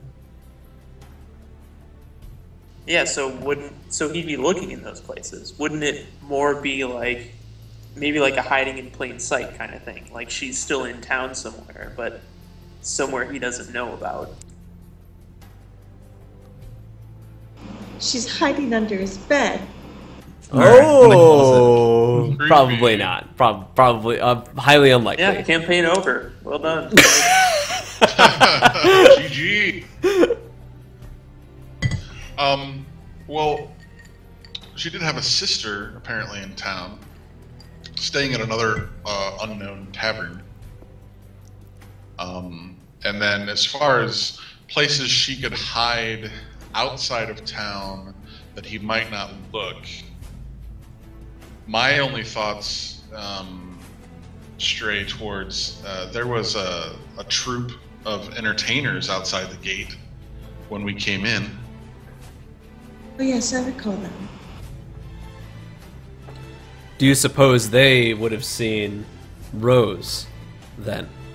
If they've been there for a while, I don't know how long they stayed. We didn't talk to them or engage them at all, but Probably would have we been could best go to ask ask them. then. He says Yeah, with we sort of would a have asked. with sort of a smile on his face. He sort of like lowers his head and like holds his hand like against his heart, and you can see like sort of like a light. Or no, I'm gonna say that nobody can see this but Vincent. Vincent sees like a light, like a golden light glow from his chest. Only Vincent though, and he looks back up and he says, "The sister is not here. I cannot sense her here at all." You cannot sense her? You mean here isn't in this tavern? Because we know that. Here is in this town. She is not within Tyr's reach. And he sort of looks at Cantharion and says, you know, with his eyes, Tyr works in mysterious ways. Like, fucking weird ass shit. And meanwhile, Vincent's like, that's fucking magic. Like, that's not Nah. fucking God. Keep my mouth shut about it, though. And I say, I know you were jesting, brother, but she is of course within Tyr's reach. We simply have not discovered her yet. So perhaps this entertaining troupe, you saw them by the city gates. I missed them, of course. He, Jacob says, I did not see them, but if you want to go back and ask, you're certainly welcome. I will come with. I can go check. Finding her is the best thing that could possibly happen. For if she has gone missing, we're due for some trouble. Well, do we have any other leads? Should we split up and pursue different paths, or is this really the only lead we have? It's up to you guys. It's the only lead that you've come Yeah, I up think with. it's the only one. Well, I was asking the group, not you, Rob. Oh, I'm sorry. I know Yeah, all stay of the out of leads. I am the leads. Yeah, that's the only thing that we have, so I think naturally we would all go towards that one. Yeah, I mean, maybe we'll learn something from them maybe they'll have a couple of different directions, or if nothing else, a traveling troupe knows how to hide in plain sight, so they would have suggestions if nothing else. All right. So you decide to go back to the main gate. Back at the main gate, that troop is still out there, sort of bickering amongst themselves about, you know, this, that, and whatever. They are on the outside of the walls over here. I'm gonna ask the guard before we leave if we can come right back in. Should we need to, without any hassle? The one guard looks at you and he goes, "Not without an invitation. Can't get in without an invitation. Can't get out without an inspection." And the other guard looks at him and he like right as he's going through his like sort of rant, like smacks him on the chest. He's like, "Oh!" And then the Dragonborn nods at you. Never once getting your name, but feeling like a connection there. Oh, what's up, Thule? Thanks so much for hanging out, man. Happy hunting.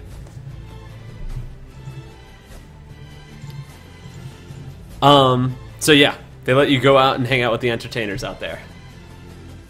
I'm going to quick administer to Vincent because he seems a bit tipsy, and give him a few herbs from my medicine to try to sober him up a bit. Got some cupcakes and berries. You are, meanwhile, like as you're half drunk walking through the city, you are eating berries that like out of your pockets that you stuffed full of like wedding food and shit. I picture him at this point like missing with some of them. He's just like in Yeah. his... I'm kind of close to Jacob in a way, almost studying him. He Jacob has followed you out and is sort of like letting you all lead the way. Jacob's not the best when it comes to investigation as much as it is using well, I'm not gonna get into that, but he's sort of letting Cantharion do what Cantharion does, which is, sometimes the best diplomacy is to, carry a big stick. I do have a big stick. So I walk up to the entertainer and approach. But you were the big stick. And just hail, good folk. I am Kentherion, the Might of Tyr, savior of Farendale, and we are in search of Rose, and hoping that you could help us perhaps discover locations that others could not. They're sort of like bickering amongst each other. It's like, well, you were supposed to bring it. No, you were supposed to bring it. No, what do you mean I was supposed to bring it? How did you lose them? And so they look to you and they go, Rose? Who the hell's Rose? We gotta get inside. There's a wedding inside. And sort of like, one of them's like, there's like this big old oath who's like shuffling, this dragonborn dude is like shuffling through all these bags. He's like, I don't see the invitations here anywhere. So I get closer and I start yelling, good folk, I need your help I'm now. gonna put my hand on Cantherion's chest, well, let me hold on a second. He's up. Just turn the volume down a little bit. I just look at Kevin and I say, I haven't drawn my weapon. It's all right. Let me let's just hold on a second. Excuse us. We were inquiring. How long have you folks been out here? The woman looks at the other man and he goes, how long do you reckon we've been out here? Well, I don't know, we've been out here for a little while. And the Dragonborn goes, we've been out here since yesterday, sir. Did you, have you seen many people leave the town, the city? The one woman looks at the other man and says, have we seen many people leave town? Yeah, a lot of people have gone on in town. Yeah, well, we saw a whole lot of people going out and a lot of people came back in. Well, a lot of people would be able to come back in because they had their invitations. Well, we would have had our invitations if you would have brought it. Well, it wasn't my fault that we didn't forget it. Yeah, we saw a lot of people come out here, sir. Right, okay, did you perhaps notice a beautiful raven-haired woman with dazzling blue eyes? Oh, you definitely would understand if they saw beautiful women. Why is it my fault if I would have saw beautiful women? I just can't help but look. Yeah, but you always look. Yeah, I know. Well, it's not my problem. Like, they're fucking beautiful. Like, I can't fucking help it. Oh, you would do that. You're always going on about how beautiful they are. I saw them, sir. They went out that way, sir. They were with the woman was with more than one person, or? Meanwhile, the two are still bickering with one another. Oh, yeah, I bet. There would have been two of them, wouldn't they? You would have liked that. Two people at the same time. Oh, yes, I would have loved that. Two people at the same time. You know what? I could have married Steven. He was gonna be a doctor. Oh, yeah, there was two of them, sir. Two women? Woman and a man? Like, can you be a little more specific? Oh, no, they were lady folks, sir. So two lady folks. You see which way they went? Oh, they went that way, sir. And he like gestures out to the left as he's like still like one hand like shuffling through like all the paperwork that's in this bag, like frantically look. He's like looking, but he's not really looking. It's like he's playing with like a tub of blocks. So he's not even looking for the invitations. He's just like sticking his hand in it. Okay, and one last conversation before I leave you all to it. Did you happen to remember what time about that you saw them? The couple are clearly like into it with one another. Well, yeah, well, I could have married Steven. Steven was gonna be a doctor. Yeah, well, I didn't have to be in this. This is the worst thing ever. My wife told me, my mother told me that I wasn't supposed to be here. Like, this is absolutely terrible. And the Dragonborn looks back and he goes, "What was the question again?" What time did you see them? Oh, it's about dark time. Dark time. Yeah, dark time. After the sun goes down and it's not being light time no more. Okay, and how far into dark time? Far. You stay up late? I take out my sword and just start like banging my shield as hard as I can and say, "Good folk, please calm yourselves. We have a discussion to have." They both Yeah, turn good. to you at the Follow same time, and they themselves. go, Look they go, at you. "Would you keep quiet?" And I glance. It's a male and a female, right? I glance at the man and I say, "Hold your tongue. We have questions that need answering." All right, thanks for your time. I'm gonna walk away towards the gate. The Dragonborn holds have- his we tongue, have like nothing. like physically is holding his tongue. Cantharian, sometimes with certain people, you have to just realize that you've gotten what you can get, and you're not going to get more from these people. All right. We're lucky we've got. You can keep questioning them, but I'm going to go over here. Thule, thanks for the follow, man. Happy hunting. And So you can't I- just beat answers out of them. That's not going to work. I'm just trying to get their attention because at this point their attention's elsewhere. So my goal is to just get focus No, I still see you, sir. on one of the people who have an intelligence greater than 4, so I can get information.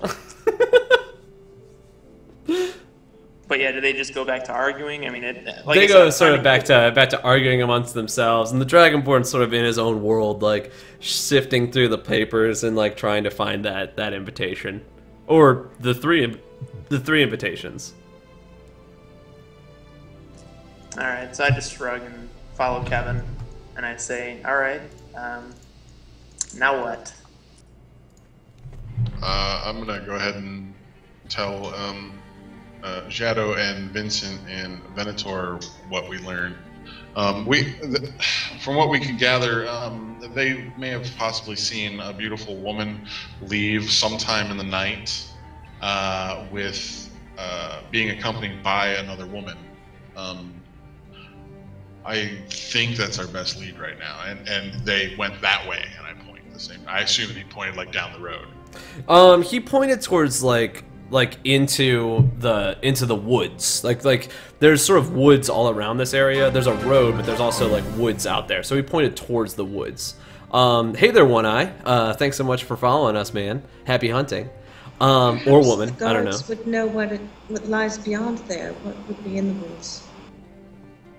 Yeah, my other thought is asking the guards, like trying to find out if someone was on watch that night, and maybe, I mean, because I'm guessing since she's not from here, it's not like she would necessarily have contacts or like know people in here, so they had to get out somehow. And maybe there's a guard who saw them passing. Or information on the sister. It was 2 females, right? Yeah. Yeah. It was probably the sister. There were 2 females, sir. Thank you. Appreciate You're it. welcome, sir.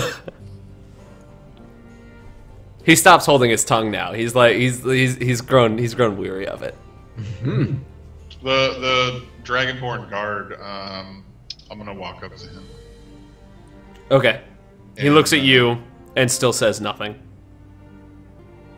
That troop over yonder there, they said that they saw a beautiful woman and 2 women, one of them very beautiful, raven-haired, leave sometime in the night. Do you know who was on guard last night, or can you point me in the direction of where I can find that information? He looks at you and oh, we had another follower there. Oh, damn it! I actually missed that one, so I apologize if I missed your follow there. We have literally another one with Green Devil 606. Thanks so much, man. What the fuck? He looks at you and he says, I know who was on duty. I was on duty.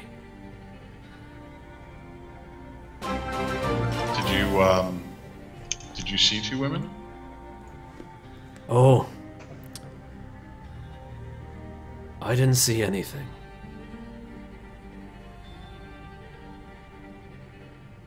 I'll hold my coin purse up, jingle it a little bit. Did you see anything if I helped your memory? He sort of like raises like a large claw up in the air. And the way that he says it is in such a way that he's not trying to deceive you. Like, he knows who you are, and you know who he is. So he's sort of like on the same level. Thanks so much, Roachbag Jr. for giving us a follow. Happy hunting, man.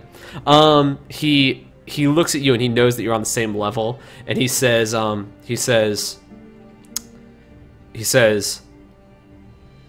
told you.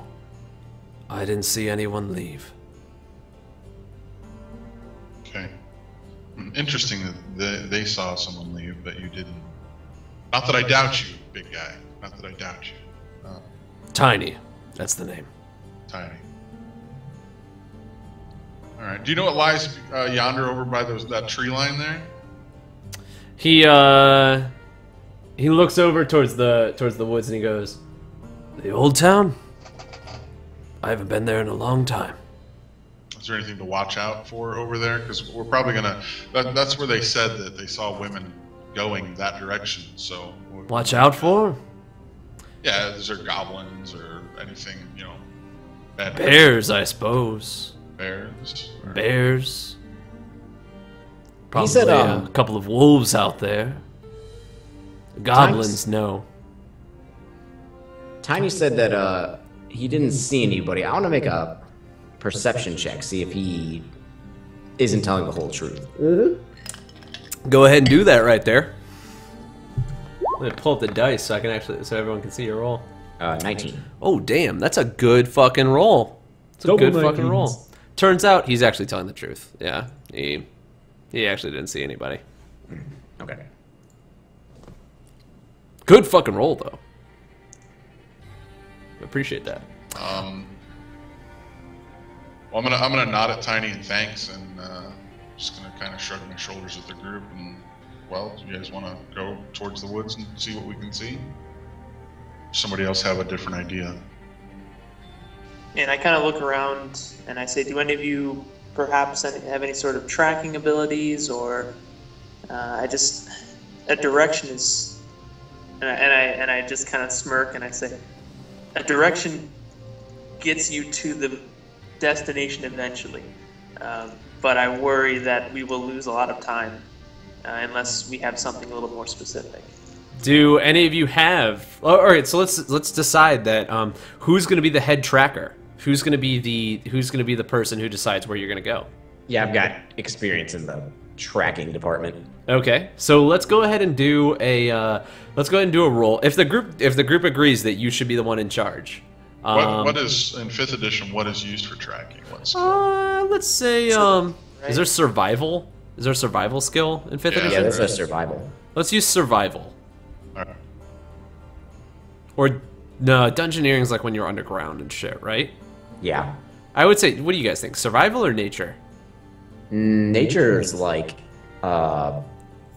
Like plants and shit, right? Like Yeah. you see that thing and you go, "That's definitely poison ivy." Like don't pee on that. Like yeah. Whereas like survival is like, I would imagine that tracking things is survival. Like if you had to track like Yeah. an animal to eat it, it would be survival. Yeah, I'd say survival. Yeah. Gnomes do know to stay away from wolves. That's You the best thing. stay away from wolves. Perception Maybe they should is stay away also from wisdom. large cups of ale as well. Yeah, same thing. Yeah. Yeah, survival for following tracks, hunting, guiding your group through tough spots. Thule in the chat says survival, so let's go with survival. Okay. Thank you, Phil. So go ahead and do a survival roll for me if the group agrees that you can be the leader. Yeah, I mean, I think this is our best bet. Sure. I don't know. It's fine with So me. where? Can Therion stand down long enough? I'm gonna start busting some heads soon if I don't get some answers. Okay.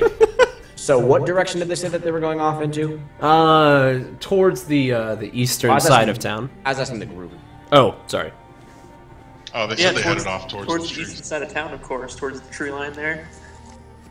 Okay, I wander off in that direction to try and lose the foot traffic of the city, and kind of go off in that direction as far off the beaten path as I can go. Okay.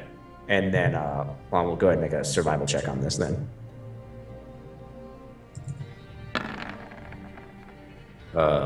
Where's your good rolls now, sir? Yeah, Senator.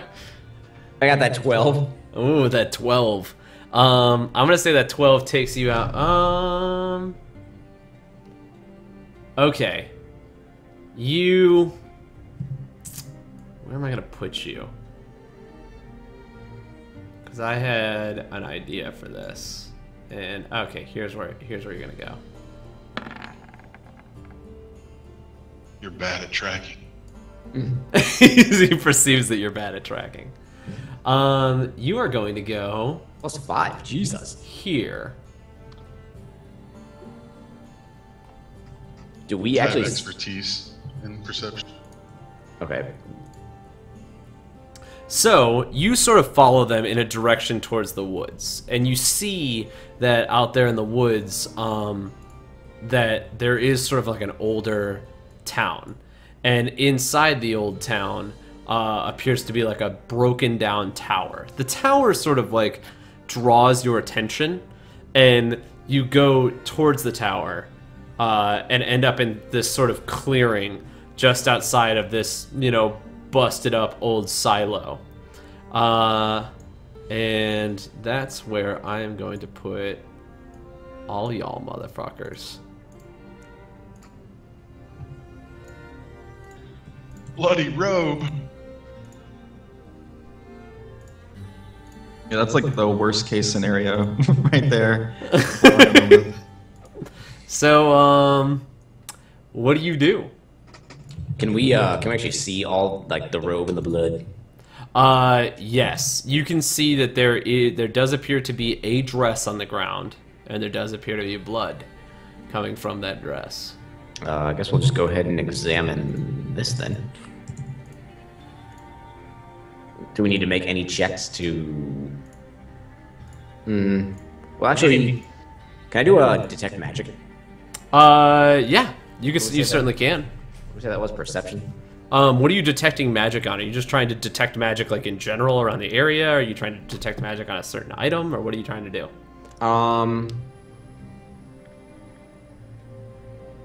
I guess on the area. So you do, well, go ahead and roll detect magic then. 15. Okay. So in, on the